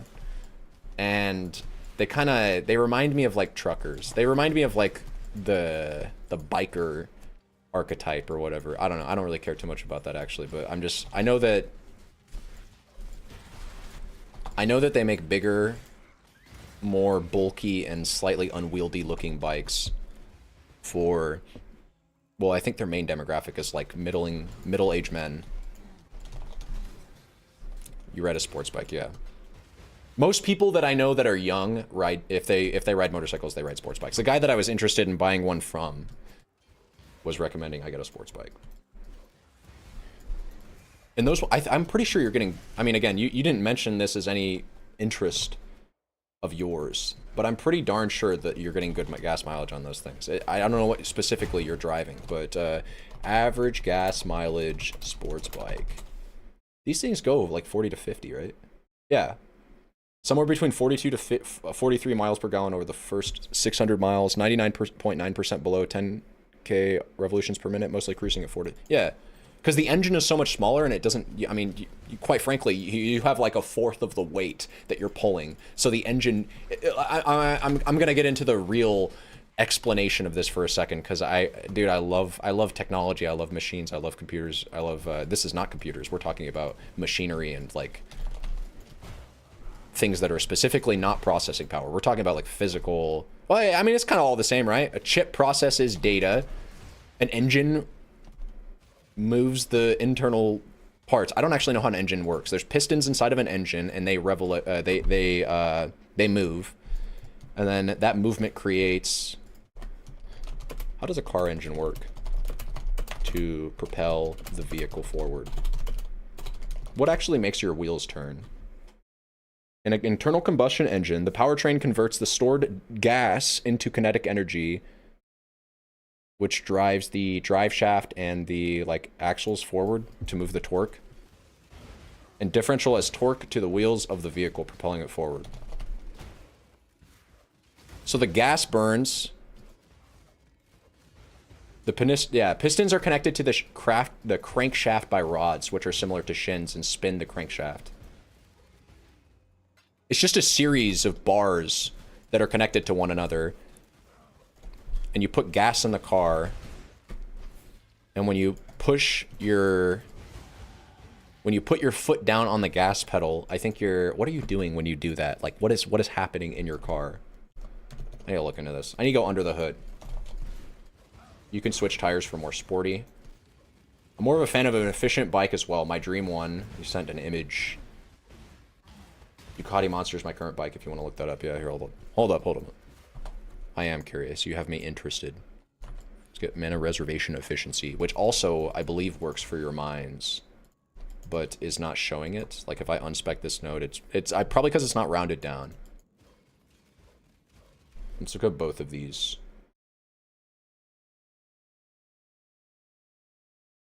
This is Warlords giving me a keylogger. Let's put this keylogger link into my YouTube address bar. This is the bike that you want on my YouTube address bar. Yeah, these, okay, right. I think most of us, Torcus is driving a Ducati Monster. Let's check this out. Yeah, these are the kinds of bikes that, like, how do I say this nicely? People our age, I don't even know how old you are, Warlordos, but I'd expect somebody in their 20s, 30s, driving a sports bike like this. I'm in a map that is not actually safe, so I should not just randomly kill my character. But like, let's say I'm an older person, right? Let's say I'm like in my 60s and I want to drive a motorcycle. I'd be looking at something like this. And now, I don't know why. Like, what is it about 60-year-olds that drive them to these pseudo-moped-looking gross things? But like, why would I ever drive this, man? What are you trying to store in the back, bro? I like that nice, sleek design of a sports bike. That. Or like, you drive the Ducati Monster.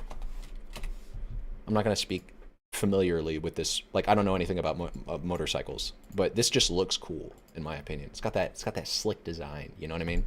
Also, these are cheaper than the designer bikes of like Harley Davidson. Like, how much is this? Is gonna run you like 1,000 new price. What would this run me? Like 1,000 or 2,000? Wow, what? Okay, MSRP is 26,000. Well, if I was to buy a used Ducati Monster, let's go to could I Craigslist this?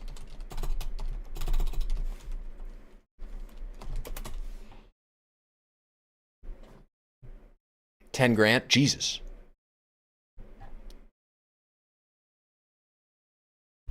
No, okay, maybe this is a... How much did you spend for your bike, Detorcus? Look up KTM 450 Exo Supermod. I got you.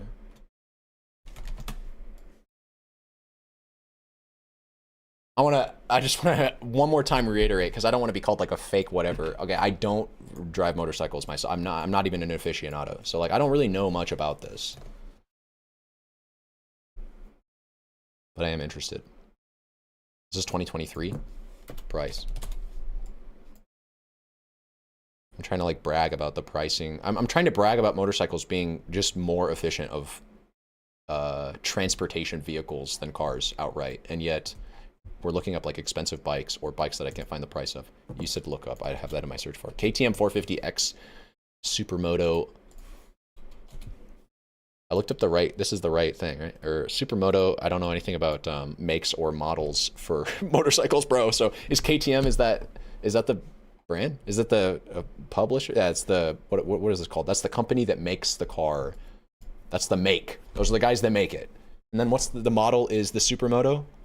The Supermoto, you got the 2024. Yeah, see, my problem is you guys are recommending these new models of bikes, and I'm bragging about how these things are are like easy on the bank. You can drive a motorcycle for way cheaper than you can drive a car, and it gets you from point A to point B way more efficiently from a fuel saving perspective. And you guys are recommending these 2024 bikes. What's the price on this? What's the MSRP? Let's just, yeah, what does it take to make a bike like this?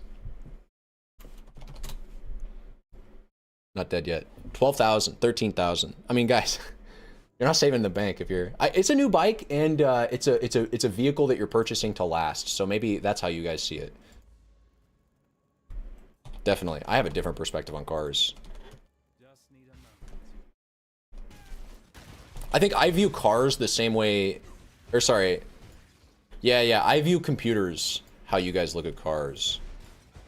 How most people look at cars. I'm not gonna say you guys. I don't know enough, actually. Like, maybe you guys are just smarter. Maybe you guys are just like not complete dumbasses like I am. So you know a thing or two about cars, but you still try to get the best deal you can, and you're not buying everything used or new. Sorry, you're not buying everything new. But when I look to go make a purchase on a car, or when I think about maintaining my car, I'm only ever thinking about it from a functional perspective. Like, we were just looking at motorcycles, and I was talking about how Harley-Davidson vehicles look a little bit uglier or whatever, but in truth, I don't really give a fuck about that. I look at a car as just a, can it get me from point A to point B kind of thing. And then my computer, I kind of see that the opposite, where that's, I don't know, I want to say, it's not like a status symbol or whatever, but I definitely want the best kind of hardware I can have, at least, well, actually, no, that's not even true. I just need something that runs my games. If it runs my games, if I can stream on it, if I can record, I guess that's all I really need. But that will take you in the direction of a more top-end PC, because gaming is usually the most taxing thing that people do with their computers these days, kind of funnily enough. Gaming or editing videos. My first bike was like a $1,000 bike, I see.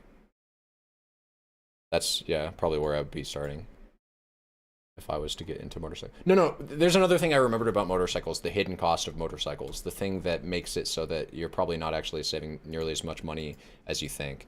You have to get them licensed differently. Well, you have to get them licensed. Like, if you have a motorcycle, you probably also have a car too. And so then, instead of being something that you save a shit ton of money on, it's actually something you incur expenses on, because you have to maintenance it, of course. But then in addition to that, you have to pay for insurance. You have to license the vehicle every year. You got to get plates or whatever. And so suddenly, well, if you use only a motorcycle, if a motorcycle is your replacement for a car, it makes sense from a I'm trying to save money perspective. Hopefully you can use it all year round, and hopefully it's not you don't live like in a particularly inclement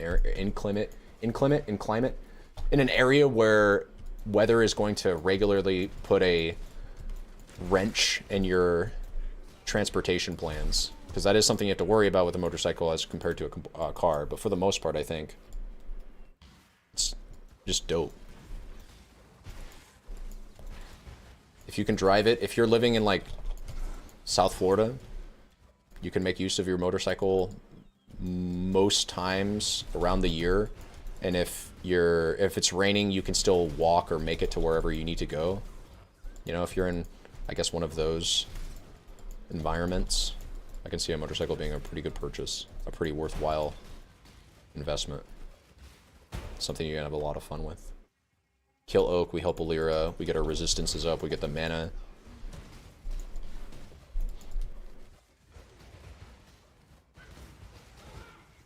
I think also we're stunning enemies a fair amount. We're doing physical damage, we're critting. I think those are the two conditions for stuns, right? Are you doing physical damage, and how hard are you hitting them?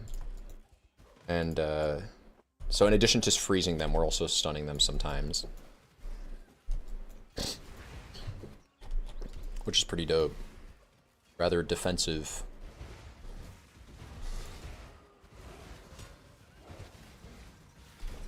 I mentioned what I paid earlier, and I only own a bike. I use my bike both for fun and for transportation purposes, I see. What do you do then? I'm just curious. When it's like raining, or I don't, because I genuinely don't know if you, where you live, if weather is as big an issue as it is for me. It's entirely possible that you just don't have to deal with the weather issues, and so as that I do, or I don't mean that as like a, oh, woe is me or whatever. I just mean it's entirely possible that the issues I'm bringing up that I'm having with motorcycles just don't apply to you, and so it makes a lot more sense as a purchase.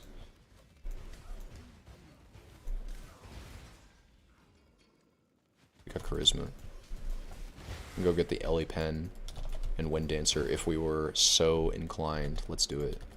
Let's at least get the damage.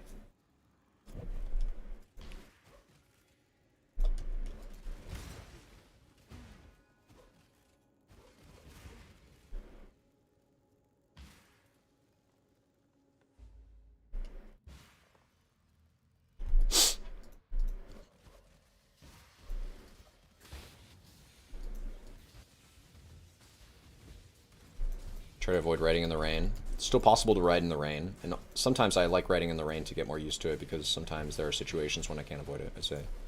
I always heard the issue would be you're on one wheel instead of four that have the clear basis, or clear like bearings on the ground, so hydroplaning is amplified significantly. Even for cars, hydroplaning is something you have to worry about, but for a motorcycle, I'm under the impression that if you're going even like 40 miles an hour, you're very rarely, or regularly, if you are driving in rain, yeah, if it's super heavy rain, I wouldn't ride at all, exactly. That's what I mean.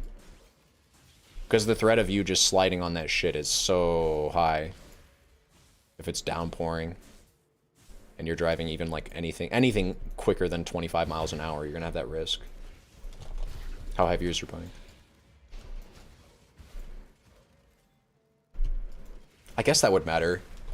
Because, yeah, if you're driving a Harley-Davidson, again, another tack against Harley-Davidsons, they usually weigh a lot more than, like, a sports bike.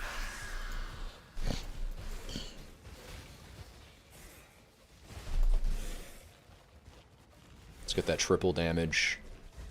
All three mines hitting the same target. Feels good, man. 220 kilos, it's 440 pounds. I think Harleys can work up to upwards of 1,000, right? With their add-ons.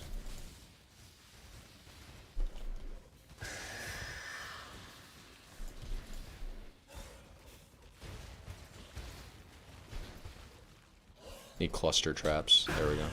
Sick. Also, this build, I forgot, but this build gets a lot better when you get charged mines. Oh, come on. Let me go back.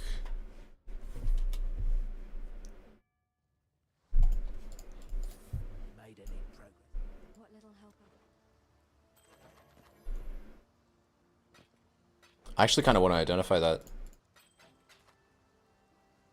Not this, though. Yeah, I will identify the shield, too. Let's get rid of some of these. Transmutes are valuable, though. 54. I just want this chess piece, man. I just want to solve my links and then equip Solaris. So, let's actually just sell it. I shouldn't have ID'd it. Be well. Cool. Oops. Save that for later. Okay, let's go help Alira, and then we'll be done. 105 kilos, and it turned from 50 cc to 70 cc. What's the... Okay, cc is something that comes up a lot in race discussions, or car, like, performant car discussions. People talk about how quick their car goes. Is it just like horsepower? What is cc?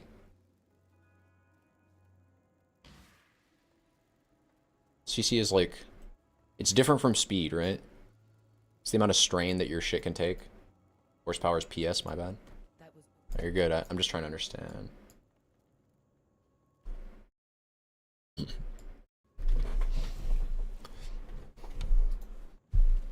My knowledge of this starts and stops with playing Gran Turismo with my friend. I never actually owned those games either, so it was playing his copy of Gran Turismo whenever I was at his house. Actually, he's my next door neighbor, and his parents still live there, and of course I still live with my parents, as you guys know, because I'm a loser. So technically, I'm just talking about my neighbor. I'm literally just talking about the person that I. Anyways.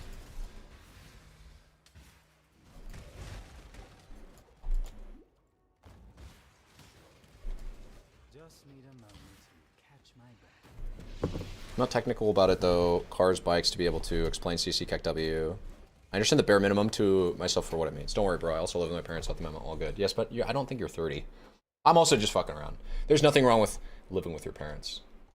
Well, if your parents have a problem with it, then there is a problem with it. But my mom is very accommodating. Most important person in my life. Let's look it up. What is CC in cars? CC is cubic centimeter? No, hold up. Engine capacity. Engine capacity is a measurement of engine displacement. When someone says they have a 2-liter engine, that is the cylinder capacity. First to the amount of air and fuel that can be pushed through. I see.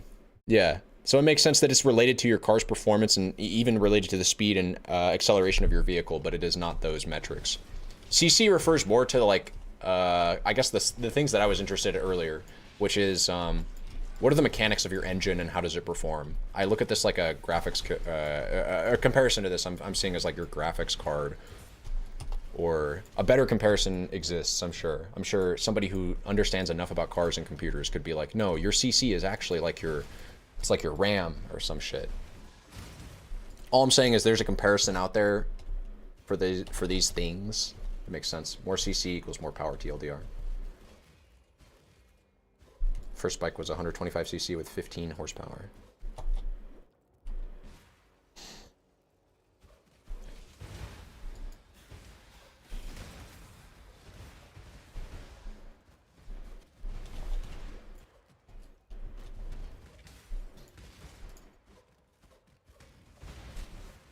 What do I need? I need levels. We were going down. We're done over here. In fact, I've been done over here. I'm wondering, no, I'm not. I was gonna get the pen. But I probably shouldn't even be fucking around with that. I should probably just be going straight up here for the mines so I can get my mine thing. Mines left click detonate. I guess we're just gonna hold out for automation instead. Automation is better anyways than left click explosions. Let's grab those.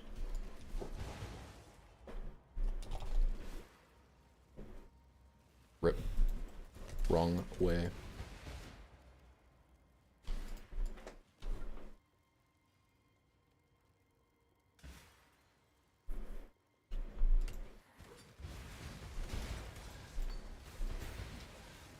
So our next aura. It's hatred. Yeah, it's hatred. It's hatred. We get it in Act 3. It's all the more reason to be done with this act as quickly as possible. We get it towards the start of Act 3 too. That's a huge, huge defensive and offensive boost. Especially if I can re-roll this wand. We really do need a re-rolled wand. We said we were going to get the pen, then just deal with automation that way. Our damage, it's leaving something to be desired sometimes. Well, to be fair, no, there's nothing to be fair about. This is not like a This is not a particularly antagonistic mob. You just have no dips. Couldn't tune it because of law. Kick W. I know, dude. That right to repair shit is cringe right now. Although I don't. You guys wait. What is the law? Yeah. Oh shit. Hold up. This is where ritual gets introduced to you, and I'm looking like I could die here because there's a red. I'm fucking with red beasts. That's my problem. Red beasts, overwhelm, physical reduction. Yeah, let's just get away. Let's just run far away. Jesus, I can't make it. Bear trap, slow him down. I can't escape it. He wants me. He's dead now, though. There we go.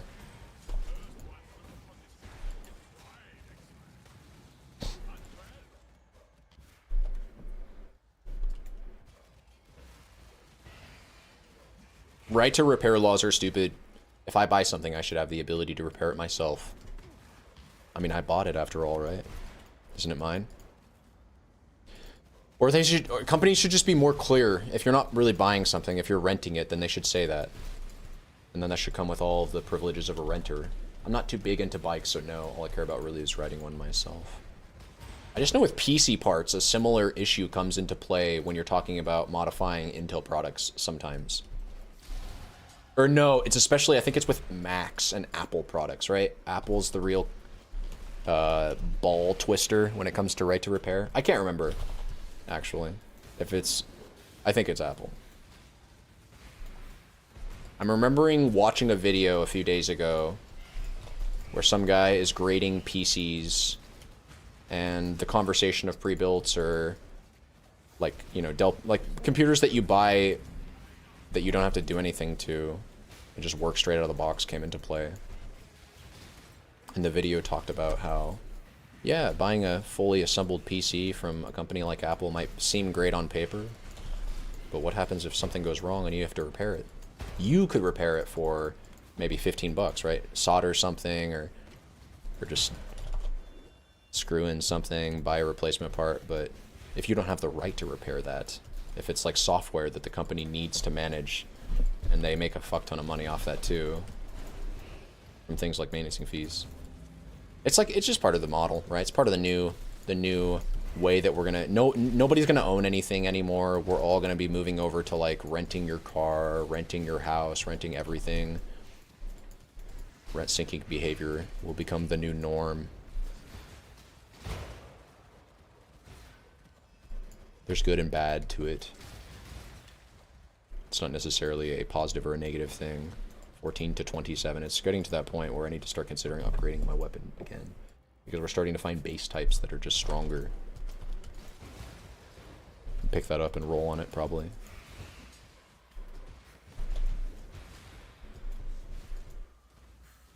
Upgrade our weapon. We'd be content for Act 3.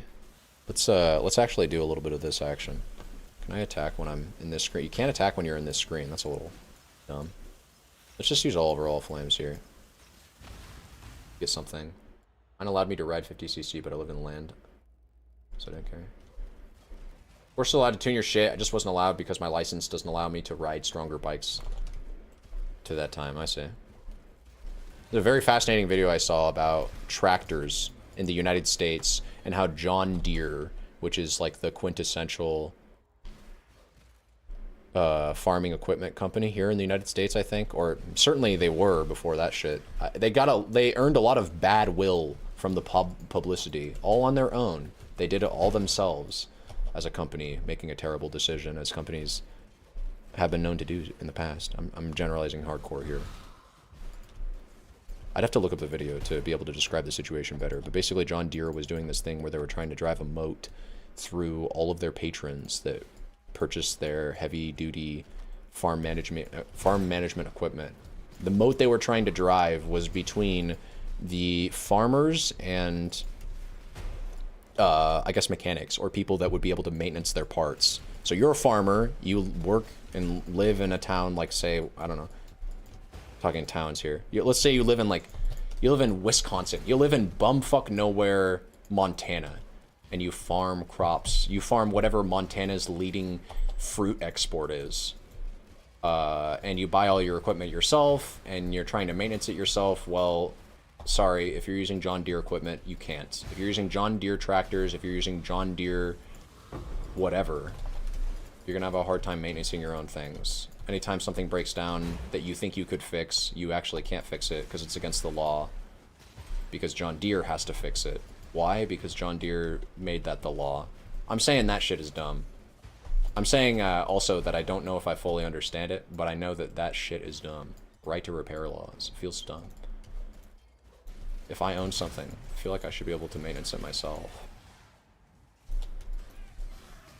This is a very complicated political subject that I think I'm breaking down to a few lines. Don't get your politics from Twitch streamers, okay?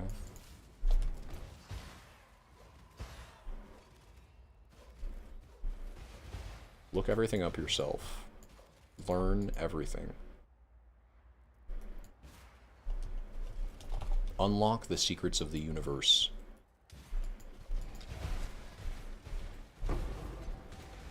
The gemlings. What if we found a superior... Like, what if we found a 2120 enduring cry? People shit on gem rewards, but actually, quality is pretty good on gems these days. And getting it is kind of hard to do early game. I don't want a car at the moment. Which I would get is an old, easy to self-fix car, like an old Volvo. Like an old Volvo. Volvo? Are we, when you say Volvo, I think of Valve. I don't own a car at the moment, but which I would get is an old, easy to self-fix car. I'm not a mechanic for my bike. I just looked up tutorials online. Yeah. I think there's like a...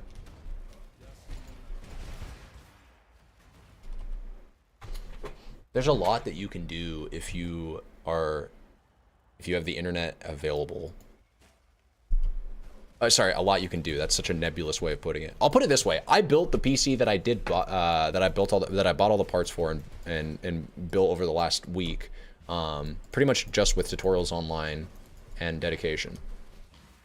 I assume a similar process exists for assembling, maybe not a car, but well, like you could make your own gun. Not saying that you should, but you can make anything, dude. Yeah. People that build things are people that just know what they're doing, putting things together. It's not really that difficult. I'm saying that, but of course, building a computer is more difficult than... Like, it took me a few days to do it. And there's a lot of stumbling around in the dark. But perseverance and, I guess, the pieces to do the thing are really all you need. Dog shit. It's like pop for cars, yeah. Yeah, actually.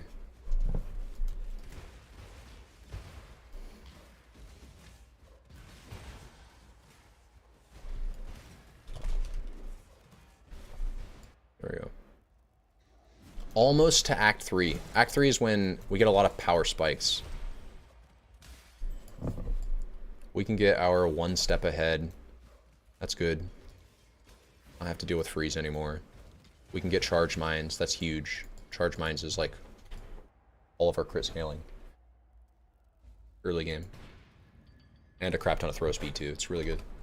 Rebuild an entire engine if you take time and research without prior knowledge. It can be achieved, but it's a daunting task and requires certain tools. It's like equivalent to self-harm. That's what I mean. I don't want to sound crazy saying some of the things that I say, but I really do feel empowered by this most recent project of mine, building a PC. And I'm not going to lie, I think a lot of my motivation to just do whatever it is that I try to set my mind to started with programming. It started with learning that if you just break everything in life, if you break it down to its smallest pieces, suddenly every task becomes a lot simpler than your mind probably originally makes it out to be if you're thinking about tasks that might seem difficult from, like, oh, I want to become a doctor. I mean, that's a huge, it's a Herculean task. That's like a literal life goal that many people have and never achieve. Certainly, becoming a doctor is not something that is easy or happens overnight, but it is something that you can do, and it's something that many people do. And I have to imagine the main way they accomplish that goal is they just have it in their brain that they are going to do it. They have that mindset. They have that drive of, I'm going to do this. It's going to happen. And they just never give up. They persevere through all of the moments where they doubt themselves. They have a thought, they have an idea, and they commit. And it's probably no more complicated than that for 90% of the things that you want to or can achieve in your life. If you want to do something, it's as easy as going and doing it. Anyways, thanks for the nice talk. I'm going to play some games with friends now, so see you around. You as well, Detorcus. Take care, my friend.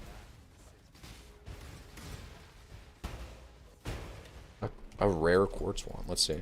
Give me some damage. It's not anything. It's not anything. All these damage to spells rolls are sad to see. You hate to see it.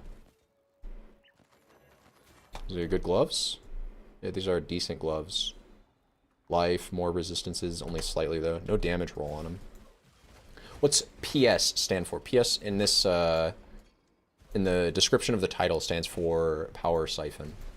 Leveling Power Siphon mines. I guess I could type that out though. I don't know why I, like...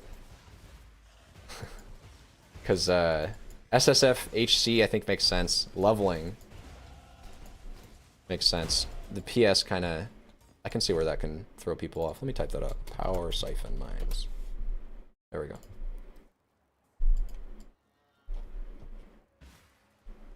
Good catch. I guess I just didn't consider that as a potential layer of confusion.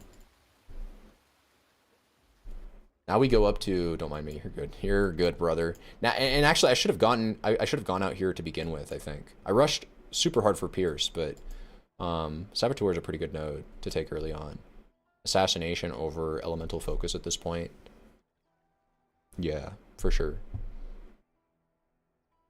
Click, click, click, click. But I really want to go get detonate on left click. Let me see if actually you should log out here. Technically you shouldn't log out. Technically you should just run straight from here to here and then go and do the crematorium. But I want to see if the homie Clarissa is offering the gems. Where is Clarissa? Hello? Oh, I thought I saved her. Dude, this has happened at the very beginning of this league. So actually not at the beginning of this league. Before Necropolis League started, I decided that I would find my league starter through running simulations like this. I would, and I was mostly trying Hierophant. I was thinking that this league, I did not think I would land on mines or an assassin. I was actually planning on playing a mana build, some mana stacker. Anyways, long story short, I was doing a lot of leveling, doing a lot of Templar leveling, and for some reason, very consistently, I'm in the wrong area again. And I shouldn't even have walked out because I have to walk even further now. For some reason, consistently, whenever I thought I'd save Clarissa, it wouldn't save her. And you go back to the City of Sarn, run all the way up. Look, she's still just chilling there. I'm pretty sure I killed the dude, but she has an animation that she plays where she, like, the ropes come off of her and then she stands up. And I think this animation takes longer than I'm... Okay, I have to talk to her. That's cringe. Okay, so she's there now. We'll find her in the crematorium. I'm going to do this. I'm going to go back. We're going to go talk to her. You should say 2 passives and 4 regrets to redo start of passive tree. Are you talking about from LE damage to 2 int nodes? You're talking about these nodes, right? You're talking about path 1, 2, 3. Is this what this is what you're talking about? Right? Pathing up here and then grabbing trickery this way instead of pathing like this? Because I have thought about that and I don't think it's good. I think this early damage scaling is very efficient for making whatever you're doing early game, if it's rolling magma, if it's freezing pulse, whatever, gets a lot of damage by just getting this damage, right? You have 14% no matter what, but then you're missing out. If you go up here and get these int nodes, you're missing out on 12, 22, 32, 42% more damage, essentially, right? Because your increased damage scaling pool is just a pool of damage scaling. You're missing out on like 40% damage. It is good for Power Siphon? You're talking about grabbing int nodes is good for Power Siphon? No. Grabbing elemental damage nodes doesn't necessarily benefit Power Siphon if you're doing mostly physical damage, but the thing is, we're not, right?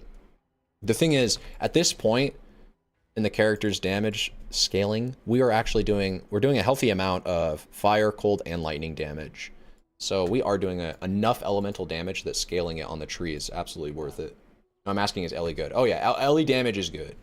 The early version of this character is not like lightning focused. We don't have the int stacking wand. We are not stacking intelligence enough. And again, we don't have the wand that justifies stacking intelligence, right? We don't have the crafted wand for your hits deal with this weapon. Your hits with this weapon deal 1 to 16, you know, or 1 to 5 extra damage per 16 int. We don't have those nodes. So intelligence is a complete wasted stat on this character early game. We're not int stacking. For that matter, we're not even in, we are not a power charge stacker or an int stacker early game. We are just somebody who's using power siphon with locust mines and abusing that powerful interaction while grabbing Pierce as quickly as possible to make the clear comfortable. Honestly, and I've said this I said this in a few videos before, but I'm not even sure, like I'm not even 100% convinced that this is a particularly strong leveling skill. It's just nice for new players to be able to tell them, oh yeah, you get your main skills for this build at level 12, and it transitions from there into a beast all on its own. Like you can start playing the main skill that we're using, which is Power Siphon, Locust Mines. You can start playing that as early as level 12, and you can level through it fine. You can level through it comfortably, as we are, right? We're not dying, obviously, playing hardcore, and I'm not zooming as quickly as possible, but things are dying relatively quickly, and I have decent damage. And being able to tell new players that, I think, is beneficial. At the same time, I would need to stress, like, okay, if you're going to level this build, because it's an attack-based build, because we are on the right side of the tree, we're going to need to do some things. We're going to need to find some tech solutions for things like our damage and survivability, right? We're an attack-based build. We're going to need to upgrade our weapons. I don't know why did it turn off my blue filter randomly there. I didn't sell things. As an attack-based character, you're going to need to upgrade your weapon. As a evasion-based character early game, you're going to need to find out a way to not get one-shot repeatedly. So there are some things this build struggles with. These are really good gloves, right? 1 to 15 lightning to attacks, 1 to 2 fire damage to attacks. Not really great.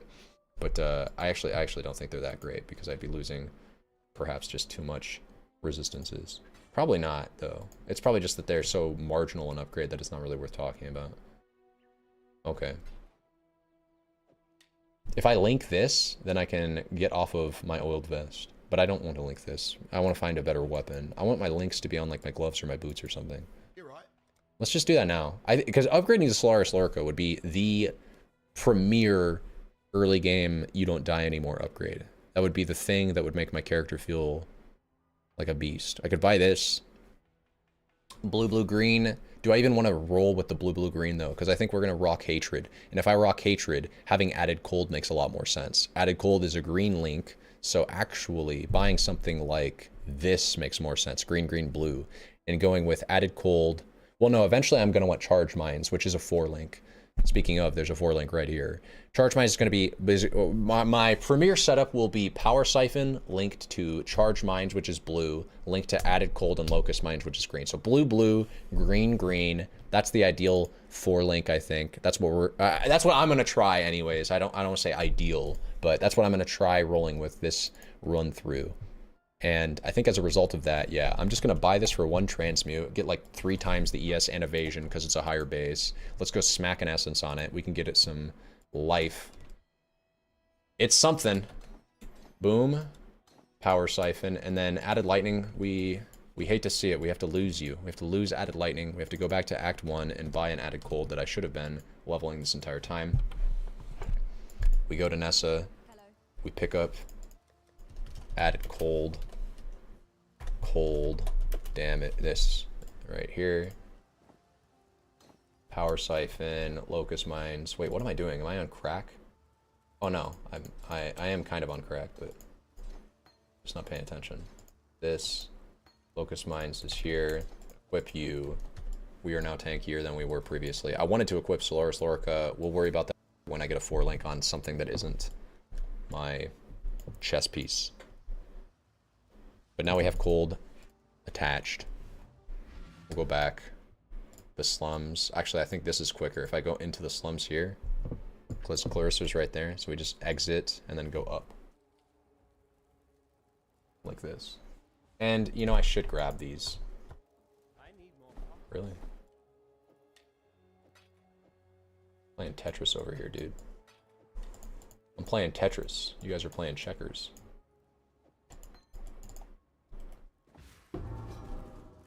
It's a unique. It sells for a lot of alks, man. This is not worth my time, actually.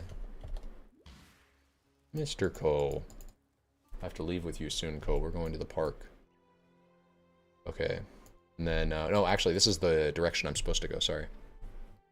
Grace or Determ for leveling would be good if you don't struggle with damage. It's true. I think I'd go with Determination, especially if I could find the room for this Solaris Lorica. I just think armor feels so much better early game than evasion does. Eventually, obviously, we get into evasion scaling. We are trickster, after all. Damage feels great. What even changed? I just changed out cold for lightning. And because I guess cold, I don't know, I'm not going to actually judge anything too crazy yet. Did I not get the keys from the homie? No, we got to go for Tolman first. I think Determination is better. I think Hatred, swap out Determination. I have Charisma, so yeah, we actually should be able to find room for both Hatred and Grace. Hatred, Grace, or sorry, well, Grace or Determ. One of the two defensive auras. And we should be smooth sailing. This character is going to make it. I'm feeling confident, dude. I feel like I know all of the mistakes I made, and I can correct them now. I feel like I'm trained in the art of the Locust Mine's blade. Here's the story, by the way. I want to give the full story on what's going to happen. I just got a follow. That's the follow notification. Thank you for following. I need to get my dashboard pulled up. What I was going to say is this. Here's the next like 8 hours of my life. I'm going to tell you, so that you can play around it. My mom's gonna come home, and I'm going to take my dog to the dog park with her. And then once that's done, I'm gonna come back and I'm gonna stream the rest of the evening. I'll stream for the rest of the evening, and then I'm gonna try to make a YouTube video tonight. So I've probably got at least another 4 to 5 hours in me where we're gonna level this character and hopefully take it to maps. I know I've been leveling rather slowly, but it'll speed up when the character progresses more.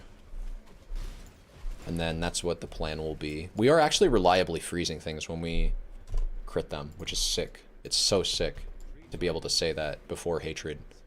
It just means once I get Hatred, we're going to be that much more set, if you will. I think picking up Charisma, picking up Pierce, doing this routing on the tree is probably just... It just makes the most amount of sense, because it hooks you up for level 33 really well, right? It hooks us up... Like, this... Getting Charisma hooks us up for when we're going to get our auras online. Our two auras, our two main auras, the big damage dealing aura, whether you're doing Wrath or whether you're doing Hatred. I think I recommend Hatred early game. And then Grace. You can run both of those with the mines and mostly not have issues. I think we'll run into some mana problems, but then that's when we kind of start going up here. I should be pathing up there more. I'm grabbing Saboteur. I don't even know if I should be grabbing Saboteur right now. I think it's so much more important that I go up here and just get my auras, or my mana reservation efficiency is super important, even though this is the only node you really get, because Influence only gives you aura effect. It doesn't give you mana reservation efficiency, sadly enough. I'm going the wrong way.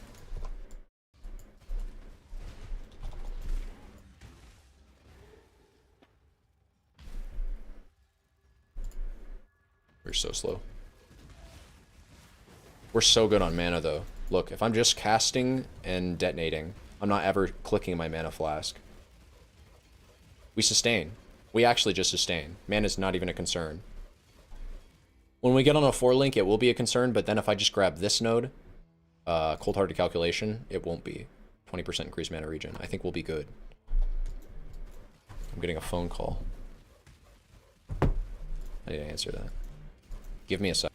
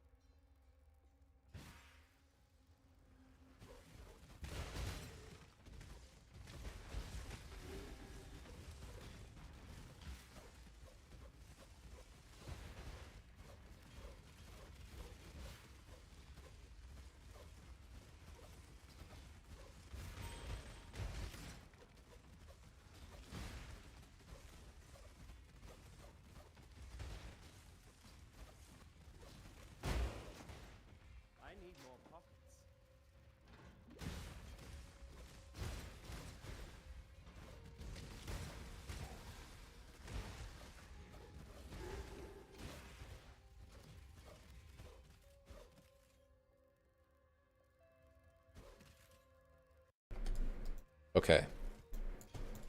Okay. I think that's my mom coming back, so... Yeah, cool. Let me just kill Piety here. Or weaken her. Till she decides to dip out. And then we'll get going. 15% shock.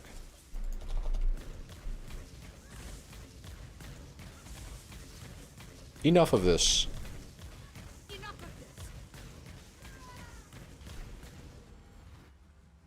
Green, blue, blue. Okay. What's our wand looking like again? Yeah, we do need to upgrade it for sure. Even just getting a... What is Piscator's? Is Piscator's at level 68? Piscator's... Vigil. Because if this is like a level 41, then... 65. Cringe. No fizz damage too. I actually don't think fizz... or Piscator's is that great. Attacks with this weapon do a 115% increase, and then you get 5%. Well, wait, hold up. This is the fandom. Why am I even on the fandom wiki, man? No, it's the same stats. Okay. Yeah. High crit, decent attack speed, good accuracy, and then just the 115% increased damage, which is dope. But you don't do any fizz. You lose all of your fizz. And what's funny is this weapon actually comes with fizz. I guess that's not funny. That's to be expected, right? It's an imbued wand, so they always come with fizz weapon. They always come with damage on them, but you just can't do anything with it because attacks with this weapon deal no fizz.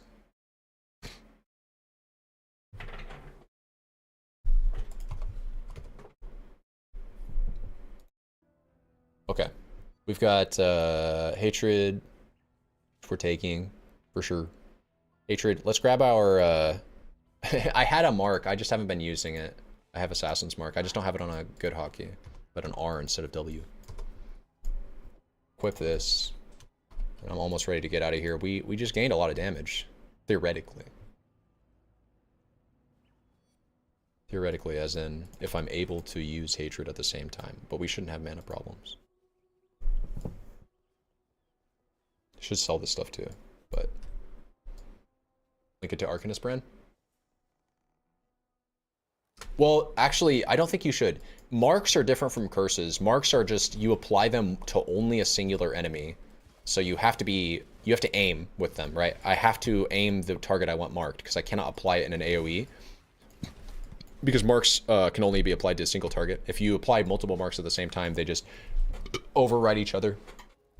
But marks also last forever. So if I just go into a boss and I dedicate this 0.25 second animation at the very beginning of it, I don't ever have to recast it. Easier on the hand? I don't think it is, because you're still clicking another button, right? I have to click Arcanist brand to summon it, as opposed to just singularly clicking the curse. Like, it's the same number of clicks. And Arcanist brand has the issue, potentially, maybe it'll do this, where since it's constantly reapplying my mark, it might reapply it to an enemy that I don't want it to apply to. And so, how are we on mana? 17, 12 mana, 12 mines. I guess Saboteur is kind of gonna be somewhat wasted for preloading my damage, because I don't have enough mana currently to supply Saboteur. Do we need any more accuracy scaling? We will eventually. Yeah, but let's stop leveling precision for now. This mana is getting tight. I need to go to we got the sewers key, right? We should have. We just did the crematorium. We got his bracelet. We didn't give it back to... That's what... Yeah, okay. Let's run over here.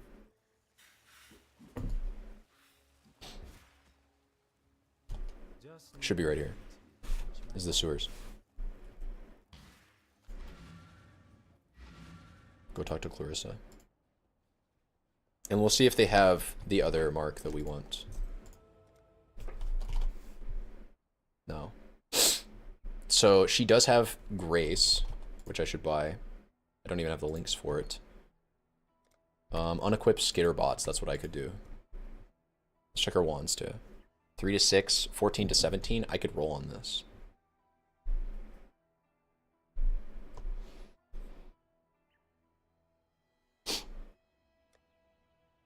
Flammability, Despair, Haze, Grace, Automation. There it is.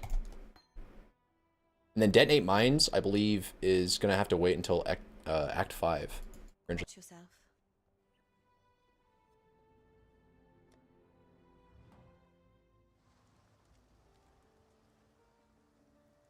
Little help I can offer is...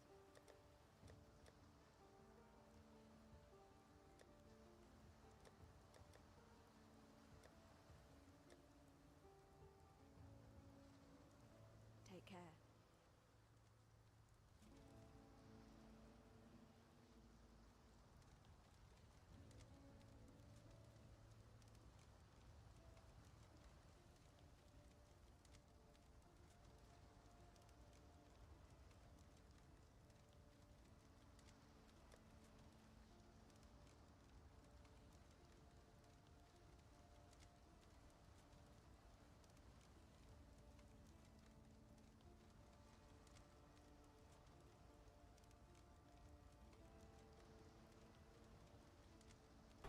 I was muted. I don't know how long I was muted for. That's cringe.